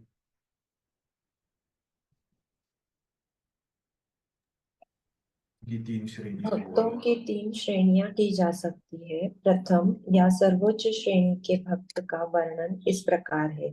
वह संबंधित शास्त्रों के अध्ययन तथा इन शास्त्रों के आधार पर तर्क प्रस्तुत करने में अतीव पटु होता है और भक्ति की विधियों पर निर्णयात्मक रूप से विचार कर सकता है। वह पूर्ण विवेक के साथ अपने निष्कर्ष प्रस्तुत कर सकता है। वह अच्छी तरह जानता है कि जीवन का चरम लक्ष्य कृष्ण की प्रेमा भक्ति प्राप्त करना है। वह यह भी जानता है कि कृष्ण की पूजा तथा प्रेम के एकमात्र लक्ष्य है। कृष्ण ही पूजा तथा प्रेम के एकमात्र लक्ष्य है। प्रथम श्रेणी का भक्त वह है जो प्रामाणिक गुरु से प्रशिक्षण पाकर विधि विधानों का कठोरता से पालन करता है और शास्त्रों के अनुसार अपने गुरु की आज्ञा का पालन करता है। इस प्रकार उपदेश देने के लिए पूरी तरह से प्रशिक्षित होकर और स्वयं गुरु बनकर वह प्रथम श्रेणी का भक्त माना जाता है। प्रथम श्रेणी का भक्त कभी भी आचार्यों के नियमों से विचलित नहीं होता और शास्त्रों को युक्ति तथा तर्क समेत समझकर उनमें दृढ़ निष्ठा प्राप्त करता है। जब हम युक्ति तथा तर्कों की बात करते हैं तो हमारा अभिप्राय शास्त्र सम्मत तर्क तथा युक्ति से होता है। प्रथम श्रेणी का भक्त समय का अपव्यय करने वाले शुष्क चिंतन की विधियों, कोरा ज्ञानवाद में रुचि नहीं दिखाता। दूसरे शब्दों में, जिसने भक्ति के मामले में प्रौढ़ संकल्प कर लिया है, उसे प्रथम श्रेणी का भक्त माना जा सकता है। तो अभी बस धन्यवाद, एक एक चर्चा करते हैं। तो यहाँ पे पहले प्रभुपाद 3 श्रेणियां बता रहे हैं भक्तों की। तो कैसे यहाँ पे पहुंचे? तो पहले यहाँ पे रूप गोस्वामी ने क्या बताया कि कौन से व्यक्ति भक्ति के लिए योग्यता क्या है। तो फिर ये भक्ति कौन से व्यक्ति भक्ति कर सकते हैं। तो फिर अभी भक्ति वो करने लगे। तो भक्ति में भी हमने देखा था कि कौन से ये जो 3 प्रकार के जो श्रेणियां हैं, तो वो लोग को किसकी श्रेणियां हैं?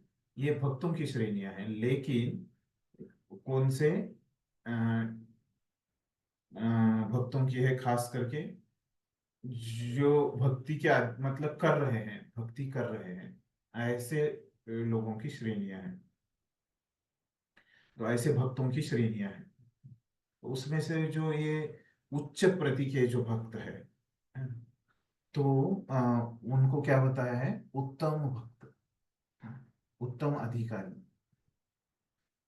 तो मतलब वो उत्तम भक्त नहीं है, उत्तम उनकी योग्यता उत्तम है, उत्तम वो अधिकारी है। तो वह संबंधित शास्त्रों के अध्ययन तथा इन शास्त्रों के आधार पर तर्क प्रस्तुत करने में अतीव पटु होते हैं। तो बहुत वो पटु होते हैं किसके लिए? शास्त्रों के ऊपर बोलने के लिए वो बहुत पटु होते हैं। पटु मतलब एक्सपर्ट होते हैं, है ना? बहुत कौशल्य रहता है उनके पास। भक्ति की विधियों पर निर्णयात्मक रूप से विचार कर सकता है। वह पूर्ण विवेक के साथ अपने निष्कर्ष प्रस्तुत कर सकता है। वह अच्छी तरह से जानता है कि जीवन का चरम लक्ष्य कृष्ण की प्रेमा भक्ति प्राप्त करना है ना? उसको पूरा क्लियर रहता है।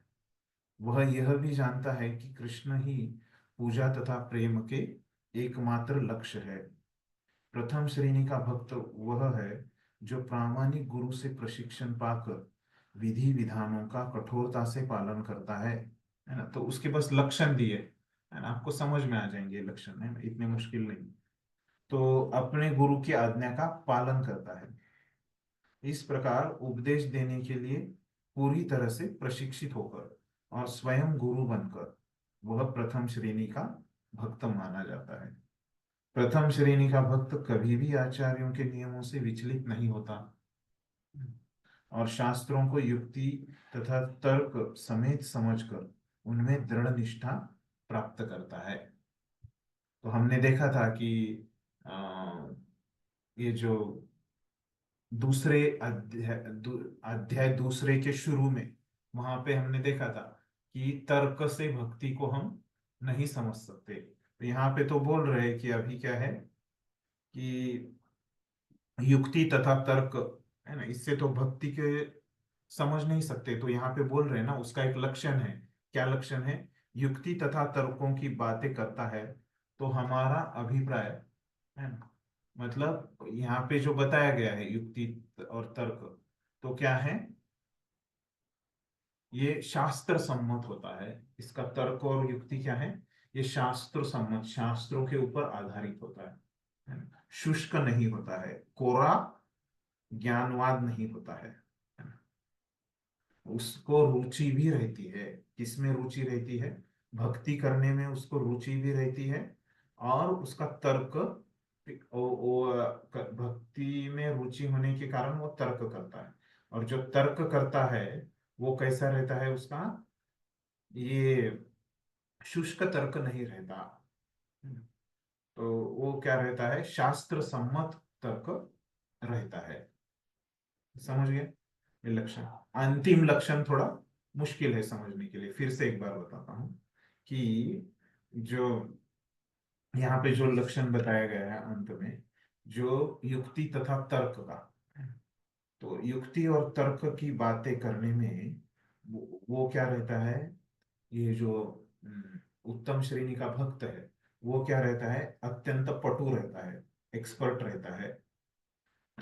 तो ये युक्ति और तर्क में। और दूसरे अध्याय के शुरू में उन्होंने क्या बताया था कि ये युक्ति और तर्क से हम भगवान को नहीं समझ सकते, है ना, इस प्रकार से उन्होंने बताया था।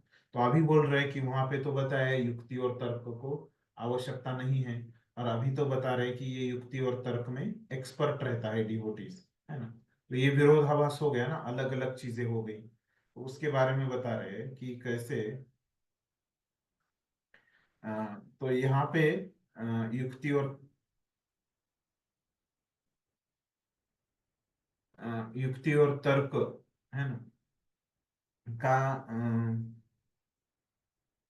मैसेज किया। तो अभी ये हमारा जो श्लोक नंबर है वो चल रहा है 17 नंबर का श्लोक।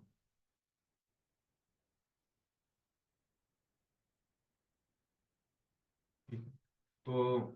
तो यहाँ पे जो विरोधाभास का मैं बता रहा था, तो ये विरोधाभास यहाँ पे उत्पन्न हो गया।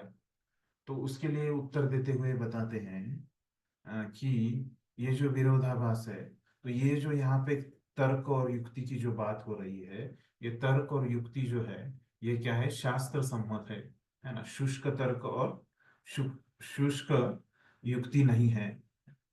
तो बस ज्ञानी प्रकार की यहाँ पे युक्ति नहीं है। तो इसमें क्या है? जो व्यक्ति तर्क कर रहा है उसको भक्ति में रुचि भी है ना, तभी वो तर्क कर रहा है। तो इसीलिए ये वहां का तर्क और युक्ति और यहाँ का तर्क और युक्ति अलग अलग है, इस प्रकार से बताते हैं। तो ये हो गए प्रथम श्रेणी का भक्त। तो इसके बारे में आचार्य कुछ बताते हैं क्या अलग से?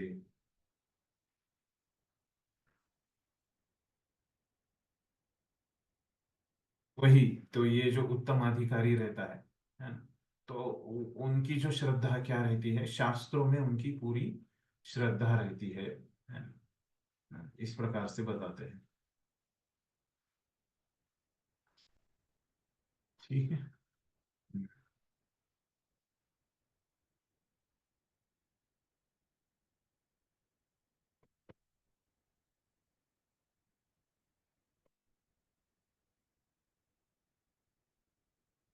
विशेष कुछ नहीं लिखा है उन्होंने ज्यादा। तो अगला श्लोक लेते हैं, 18वां श्लोक। तो अगला परिच्छेद पढ़िए वहां पे प्रभुपाद का।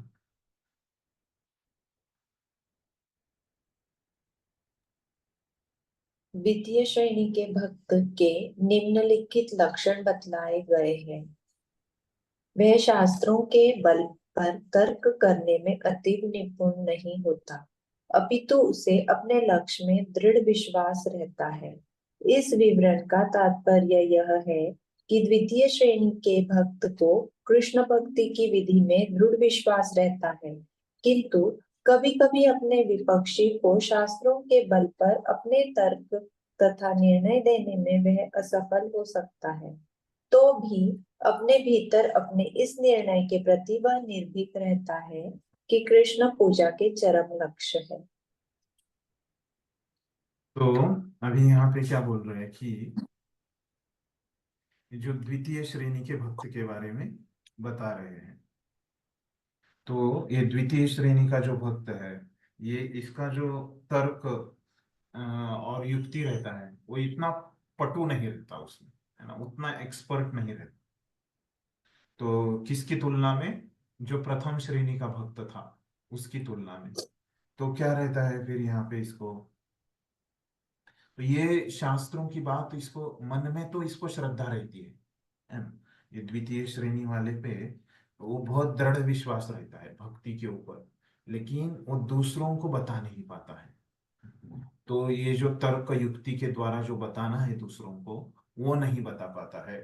कौन कौन रहता है ऐसा भक्त? द्वितीय श्रेणी वाला भक्त रहता है ना? लेकिन उसकी खुद की श्रद्धा रहती है। उसका कोई भी उसको कितना भी बोले, है ना, मैं तुझे करोड़ों रुपए देता हूँ, है ना, तू मेरी बात भक्ति छोड़ दे, है ना, तो भी वो भक्ति छोड़ता नहीं। उसकी श्रद्धा दृढ़ रहती है, लेकिन वो क्या रहता है, दूसरों को बता नहीं पाता है ना। तो ऐसा जो व्यक्ति है, अधिकारी है ना, वो भक्ति के लिए योग्य है, द्वितीय श्रेणी का अधिकारी है वो, है ना। इस प्रकार से बताते हैं प्रभुपाद।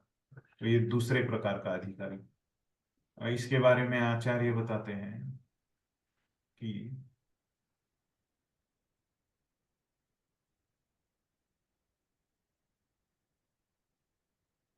वही उन्होंने थोड़ा सा अलग बताया कि उसको क्या पता रहते हैं, शास्त्रों के पूरे निष्कर्ष, है ना, शास्त्रों के पूरे कंक्लूजन में उनको जानकारी रहती है। लेकिन जब उनसे अगर कोई और एक्सपर्ट, अगर कोई तार्किक आता है ना, तो वो उसको हरा नहीं सकते, उसको नहीं समझा सकते, है ना। इस प्रकार से बताते हैं ये द्वितीय श्रेणी के विरुद्ध। और तृतीय श्रेणी का जो नवदीक्षित भक्त है ना? तो पढ़िए, अगला पैराग्राफ पढ़िए भाई।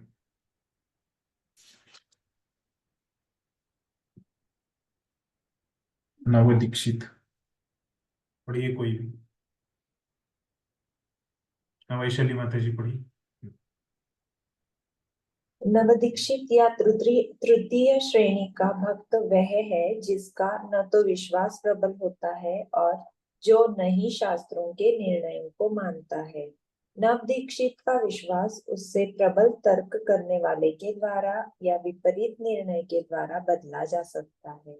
द्वितीय श्रेणी के भक्त से इसकी भिन्नता यह है कि नवदीक्षित को अपने लक्ष्य में दृढ़ निष्ठा नहीं होती, जबकि द्वितीय श्रेणी का भक्त शास्त्रों से तर्क तथा प्रमाण प्रस्तुत न कर पाने पर भी अपने लक्ष्य में पूरी निष्ठा बनाए रखता है। इसी कारण वह नवदीक्षित कहलाता है। धन्यवाद। तो अभी देखिए, नवदीक्षित जो है तीसरे प्रकार की जो श्रेणी है ना? तो ये भक्त वो है कि जिसका न तो विश्वास प्रबल होता है ना, या उसके जो तर्क और युक्ति, है ना, तो ये दोनों भी प्रबल नहीं होते, कुछ भी इसका प्रबल नहीं होता है। नवदीक्षित का जो विश्वास रहता है उससे प्रबल अगर कोई आएगा, उसके साथ तर्क करेगा, युक्ति करेगा, तो क्या होता है, वो अपना विश्वास बदल देता है ना? तो इस प्रकार से ये नवदीक्षित भक्त रहता है।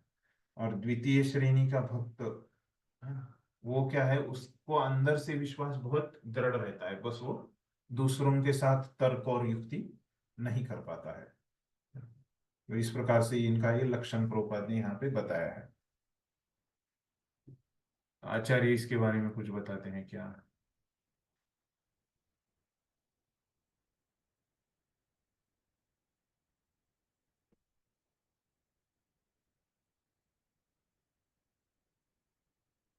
यही बात है।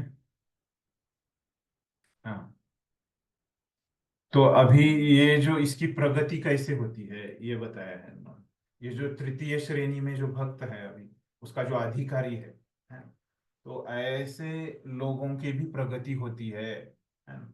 जब वो उनके गुरु से उनको क्या मिलता है, प्रशिक्षण मिलता है, गुरु के अंतर्गत रहते हैं, गुरु के विधि विधानों का पालन करते हैं। तो ऐसे जो ये तृतीय श्रेणी के जो भक्त है ना, अधिकारी भक्त है, तृतीय श्रेणी के अधिकारी भक्त है, तो इनकी भी प्रगति होती है प्रथम श्रेणी में, है ना, या द्वितीय श्रेणी में। जो भी तृतीय से द्वितीय में होगी, द्वितीय से फिर प्रथम में आ जाएंगे। तो ये प्रगति उनकी कैसे होती है, गुरु के प्रशिक्षण से, गुरु के वचनों का पालन करने से। ये एक बात नई बताते हैं आचार्य।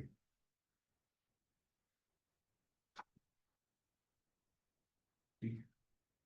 तो अभी यहाँ पे 20, यहाँ पे हमारे 19 श्लोक हो जाते हैं, और 20 और 21 श्लोक जो है वो मिला के लिखा है ना। तो बहुत बड़ा तात्पर्य लिखा है प्रभुपाद ने, लगभग 1 पेज का लिखा है, 1 से भी ज्यादा, 1-2 पेज का है ना। तो हम 2-2 परिच्छेद पढ़ते हैं, है ना? क्या बोलते हैं इसमें, 2 परिच्छेद पढ़िए। गीता में 9 सीखिए। भगवत गीता में नौसिखिए भक्त का आगे भी वर्गीकरण हुआ है। उसमें कहा गया है कि 4 प्रकार के लोग भक्ति शुरू करते हैं और अपनी अपनी तुष्टि के लिए भगवान के पास आते हैं। ये 4 प्रकार के लोग हैं आर्त, अर्थार्थी, जिज्ञासु तथा ज्ञानी। ऐसे लोग किसी पूजा स्थल पर जाते हैं और भौतिक क्लेश के निवारण या आर्थिक विकास अथवा अपनी जिज्ञासा की तुष्टि के लिए ईश्वर से प्रार्थना करते हैं। ऐसा बुद्धिमान व्यक्ति जो ईश्वर की महानता का अनुभव मात्र करता है, 9 सिखियों में ही गिना जाता है। शुद्ध भक्तों की संगति में रहने से ऐसे 9 सिखियों को द्वितीय श्रेणी या प्रथम श्रेणी का पद प्राप्त हो सकता है। महाराज ध्रुव 9 सिखिया श्रेणी का उदाहरण प्रस्तुत करने वाले भक्त है। उन्हें अपने पिता का साम्राज्य चाहिए था, अतएव वे भगवान की भक्ति में लग गए। अंत में जब वे पूर्णतया शुद्ध हो गए तो उन्होंने भगवान से कोई भी भौतिक वर लेने से मना कर दिया। इस प्रकार जब गजेंद्र को कष्ट हो रहा था, उसने रक्षा के लिए कृष्ण से प्रार्थना की और उसके बाद वह शुद्ध भक्त बन गया। ऐसे ही सनक, सनातन, सनंद तथा सनत कुमार बुद्धिमान एवं संत पुरुष थे और भक्ति के प्रति आकृष्ट भी थे। ऐसी ही घटना नैमिषारण्य की सभा में हुई, जिसमें शौनक ऋषि प्रमुख थे। वे सभी जिज्ञासु थे और सूत गोस्वामी से कृष्ण के विषय में निरंतर जिज्ञासा करते रहते थे। इस प्रकार वे शुद्ध भक्त की संगति पाकर स्वयं शुद्ध भक्त बन गए। अपने को ऊपर उठाने की विधि यही है, कोई चाहे कैसी भी स्थिति में क्यों न हो, यदि सौभाग्य से उसे शुद्ध भक्तों की संगति प्राप्त हो जाती है तो वह तुरंत द्वितीय श्रेणी या प्रथम श्रेणी के पद तक उठ जाता है। हरे कृष्ण। धन्यवाद। तो अभी यहाँ पे क्या बता रहे हैं कि जो तृतीय श्रेणी के भक्त थे, कौन से थे, अधिकारी भक्त, तृतीय श्रेणी के अधिकारी भक्त कौन थे, ये 9 सिखिए भक्त है ना, तृतीय श्रेणी। तो इसका ही आगे वर्गीकरण बता रहे, उसके अंदर ही बता रहे। तो भगवत गीता से ये 4 बता रहे। तो किसको पता चला कौन से श्लोक के बारे में बता रहे भगवत गीता के? 7.16 है। हाँ, 7.16 चतुर्विधा भजन्ते माम, है ना, जना सुकृतिनो अर्जुना, है ना, अर्थो जिज्ञासुरार्थार्थी ज्ञानी च भरतर्षभ। तो इसके, ये तो अर्थो जिज्ञासु और अर्थार्थी, तो ये सब क्या है, ये तृतीय श्रेणी के भक्त है, 9 सिखिए भक्त है, इस प्रकार से कहा गया है। तो क्यों ये 9 सिखिए भक्त है, या ऐसे लोग किसी पूजा स्थल पर जाते हैं और भौतिक क्लेश के निवारण या आर्थिक विकास अथवा अपनी जिज्ञासा की तुष्टि के लिए ईश्वर से प्रार्थना करते हैं, है ना। तो क्यों ये नौसिखिया है? क्योंकि ये ईश्वर से कुछ मांग रहे हैं, इसलिए ये नौसिखिए हैं, और अपने क्लेश को मिटाने के लिए। या कोई पैसे मांगता है ना, अन्य अन्य चीजें लोग मांगते हैं, चारों प्रकार के लोग चार चीजें मांगते हैं, तो इसीलिए इनको नौसिखिए कहा गया है। तो फिर उदाहरण बताते हैं कि कैसे ध्रुव महाराज, है ना, तो वो भी भगवान को क्या है, राज्य मांगने के लिए गए थे, है ना? बाद में वो शुद्ध हो गए, लेकिन उनकी जो शुरुआत, उनकी साधना अवस्था थी, उसके बारे में बताया। और फिर अ, गजेंद्र, तो गजेंद्र भी भगवान को प्रार्थना की उसने, उसकी रक्षा करने के लिए, है ना, मगरमच्छ से उसकी रक्षा करने के लिए। फिर ये जो चतुष कुमार है, सनक, सनातन, सनंदन और सनत कुमार, तो ये सनत कुमार भी क्या कहे, भक्ति के प्रति आकृष्ट हो गए, है। तो कैसे, वो तुलसी का अ, गंध लेके, किंजल का मिश्र तुलसीर मकरंद वायु, है ना, इस प्रकार से वो श्लोक है तृतीय स्कंद में भागवतम के। तो वो उसकी वजह से वो भी भक्त हो गए। ऐसी ही घटना नैमिषारण्य की सभा में हुई थी, है ना। शौनक आदि ऋषि, है ना, ये जिज्ञासु थे, वो प्रश्न पूछते हैं। भागवतम में हमने देखा कि पहले ही अध्याय में वो 6 प्रश्न पूछते हैं सूत गोस्वामी को। वे सभी जिज्ञासु थे और सूत गोस्वामी से कृष्ण के विषय में निरंतर जिज्ञासा करते रहते थे। इस प्रकार वे शुद्ध भक्त की संगति पाकर स्वयं शुद्ध भक्त बन गए। तो मतलब ऐसे ये जो तृतीय श्रेणी के जो लोग हैं, उनको अगर शुद्ध भक्तों का संग मिलता है तो क्या होता है, वो शुद्ध भक्त बन जाते हैं। अपने को ऊपर उठाने की विधि यही है।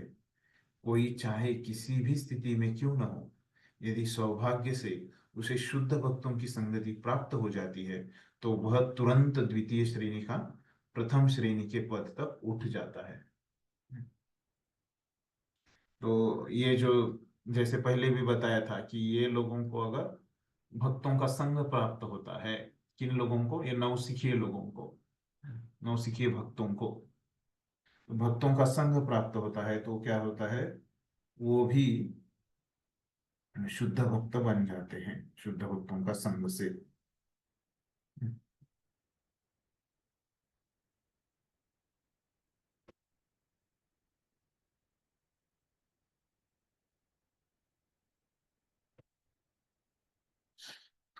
अगला परिच्छेद पढ़िए, 2 परिच्छेद पढ़िए। भगवत गीता के 7वें अध्याय में इन चारों प्रकार के भक्तों का वर्णन हुआ है और इन सबों को पवित्र माना गया है। पवित्र हुए बिना कोई भक्ति को प्राप्त नहीं हो सकता। भगवत गीता में यह बतलाया गया है कि जो निरंतर पवित्र कर्म करता है और जिसके पाप फल क्षय हो चुके हैं, वही कृष्ण भावनामृत की प्राप्त हो सकता है, अन्य कोई नहीं। नौसिखियों को उनके पवित्र कार्यों की श्रेणी के अनुसार 4 वर्गों में बांटा गया है: आर्त, अर्थार्थी, जिज्ञासु तथा ज्ञानी।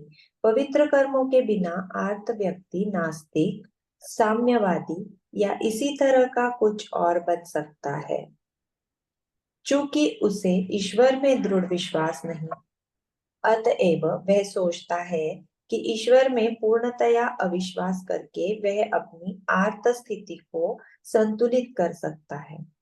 किंतु भगवान कृष्ण ने गीता में बतलाया है कि इन 4 प्रकार के नौसिखियों में जो ज्ञानी है वह उन्हें अत्यंत प्रिय होता है, क्योंकि यदि ज्ञानी व्यक्ति कृष्ण के प्रति अनुरक्त होता है तो वह बदले में भौतिक लाभ नहीं चाहता।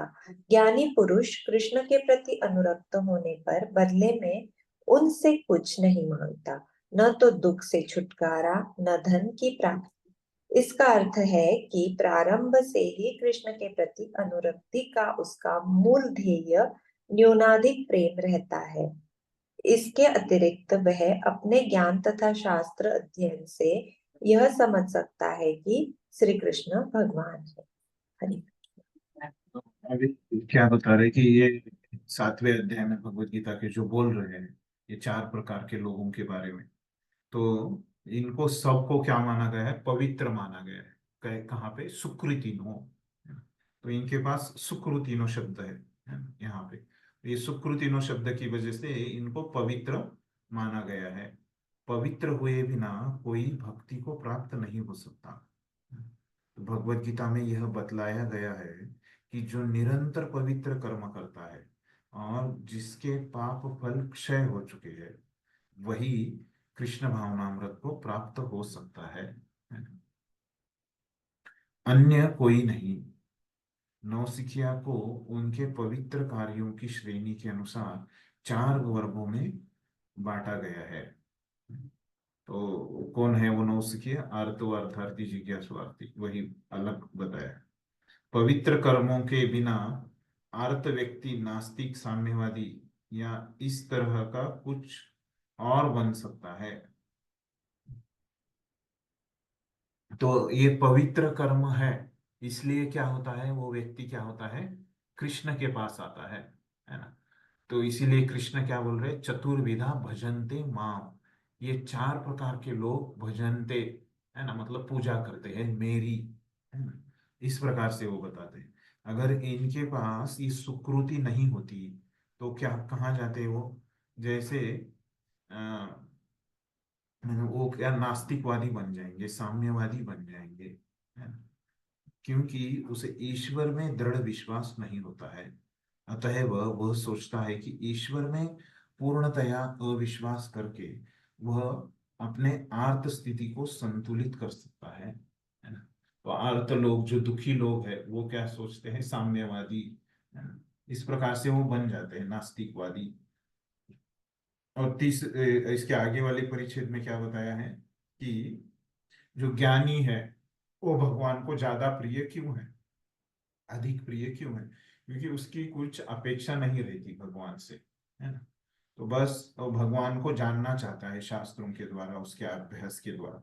इसीलिए वो क्या है? भगवान को ज्यादा प्रिय रहता है, क्योंकि वो कुछ मांगता नहीं भगवान से, इसलिए। तो एकदम निष्काम भाव से वो भक्ति करता है। अगला पढ़िए भगवत गीता में। भगवत गीता में इस बात की पुष्टि की गई है कि जब मनुष्य अनेकानेक जन्मों के बाद वास्तव में ज्ञानी बनता है तो वह वासुदेव की शरण में यह भली भांति जानते हुए जाता है कि कृष्ण वासुदेव ही उद्गम एवं समस्त कारणों के कारण है। इसलिए वह कृष्ण के चरण कमलों में लिपट जाता है और क्रमशः उनके प्रति प्रेम विकसित कर लेता है। यद्यपि ऐसा ज्ञानी व्यक्ति कृष्ण को अत्यंत प्रिय होता है, किंतु अन्य लोग भी अत्यंत उदार माने जाते हैं, क्योंकि वे आर्त अथवा अर्थार्थी होते हुए भी संतुष्टि के लिए कृष्ण के पास जाते हैं। इस प्रकार वे उदार विशाल हृदय वाले महात्मा माने जाते हैं। अगला परिच्छेद पढ़िए। ज्ञानी के पद तक उठे बिना कोई भी व्यक्ति भगवान की पूजा करने के सिद्धांत पर दृढ़ नहीं बना रह सकता। अल्प बुद्धि या वे जिनकी बुद्धि माया के वशीभूत होने से चली गई है, प्रकृति के गुणों के प्रभाव में आकर विभिन्न देवताओं के प्रति आसक्त होते हैं। ज्ञानी तो वह होता है जिसने यह भली भांति हृदयंगम कर लिया है कि वह आत्मा है, केवल शरीर नहीं। चूंकि उसे अनुभूति होती है कि वह आत्मा है और कृष्ण परमात्मा है, अतएव वह जानता है कि उसका घनिष्ठ संबंध कृष्ण से होना चाहिए, न कि इस शरीर से। आर्त तथा अर्थार्थी देहात्म बुद्धि में रहते हैं, क्योंकि दुख तथा धन की आवश्यकता ये दोनों ही शरीर से संबंधित है। जिज्ञासु व्यक्ति आर्त तथा अर्थार्थी से कुछ ऊपर होता है, फिर भी वह रहता है भौतिक स्तर पर ही। किंतु कृष्ण की खोज करने वाला ज्ञानी भली भांति जानता है कि मैं आत्मा या ब्रह्म हूँ और कृष्ण परमात्मा या परब्रह्म है। वह जानता है कि अधीन तथा सूक्ष्म होने के कारण आत्मा को अनंत तथा परमात्मा कृष्ण से युक्त होकर रहना चाहिए।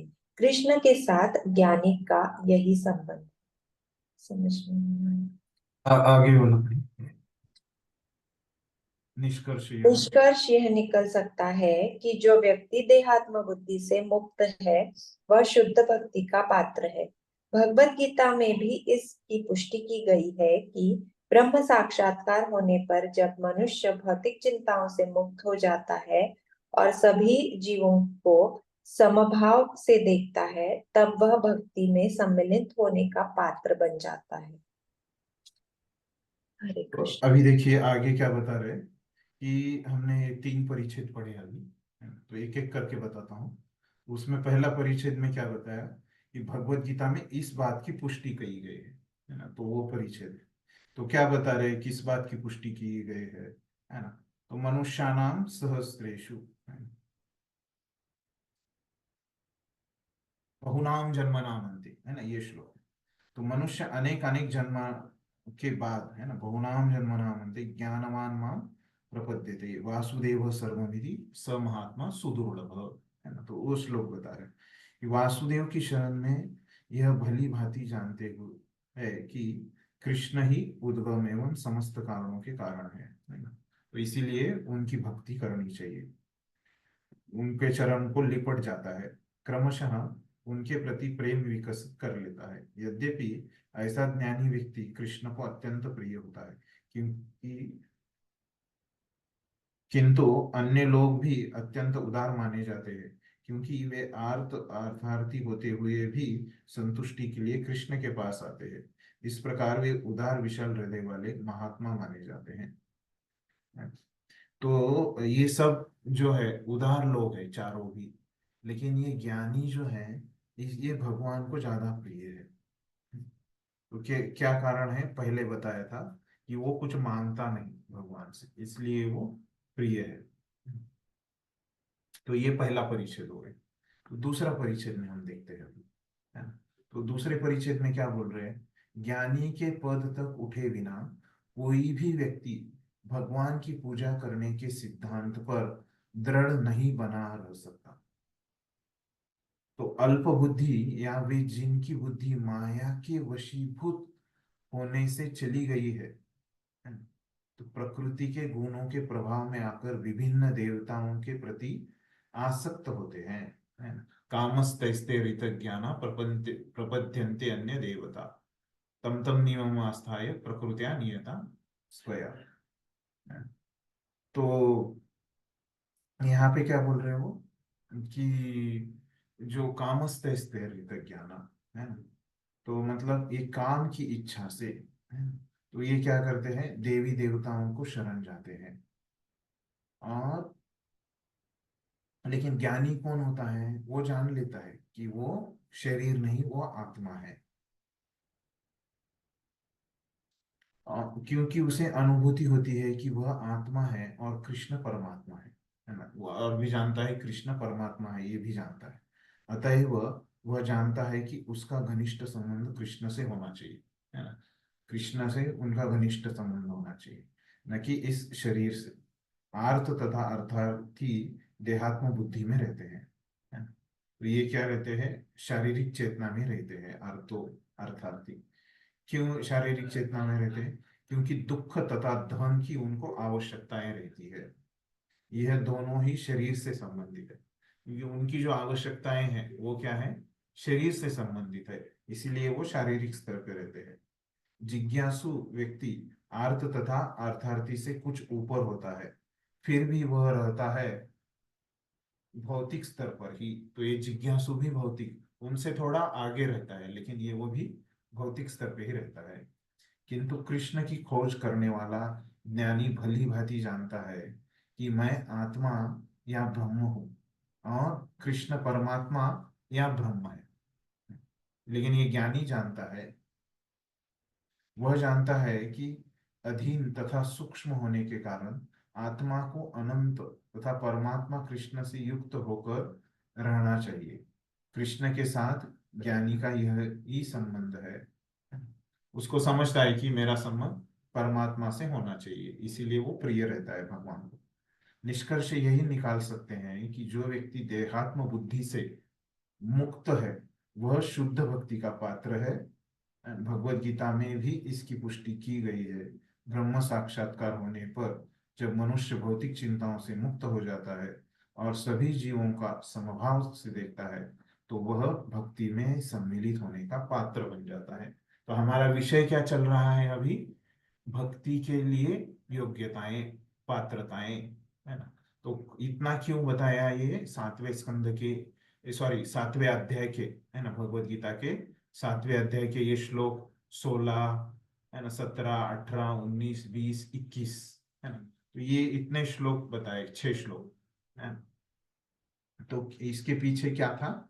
ये बताना था उनको कि जो देह की जरूरतों के लिए के बारे में जो सोचता है, सिर्फ देह की जरूरतों के बारे में, तो वो क्या रहता है? देहात्म बुद्धि में रहता है। और ऐसे जब वो देहात्म बुद्धि से जब बाहर निकलता है तभी क्या होता है? वो पात्र होता है भक्ति में सम्मिलित होने का। तो ये यहाँ पे ये 20 और 21वें श्लोक के बारे में प्रभुपाद ने इस प्रकार से समझाया है। तो आचार्य कुछ इसमें लिखते हैं क्या? तो ये जो लोग है, तो क्या है ये? जैसे प्रभुपाद ने बताया है कि नौ सिखिए के बारे में ही अंदर आते हैं ये लोग, है ना। तो वो जीव गोस्वामी वही बताते हैं कि भक्ति के पहले वाले ये लोग हैं।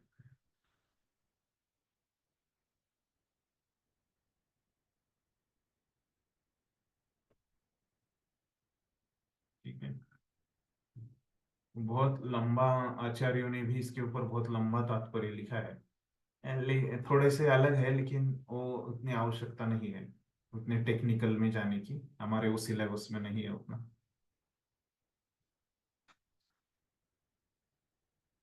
तो इस प्रकार से यहाँ पे हमारा ये 21 श्लोक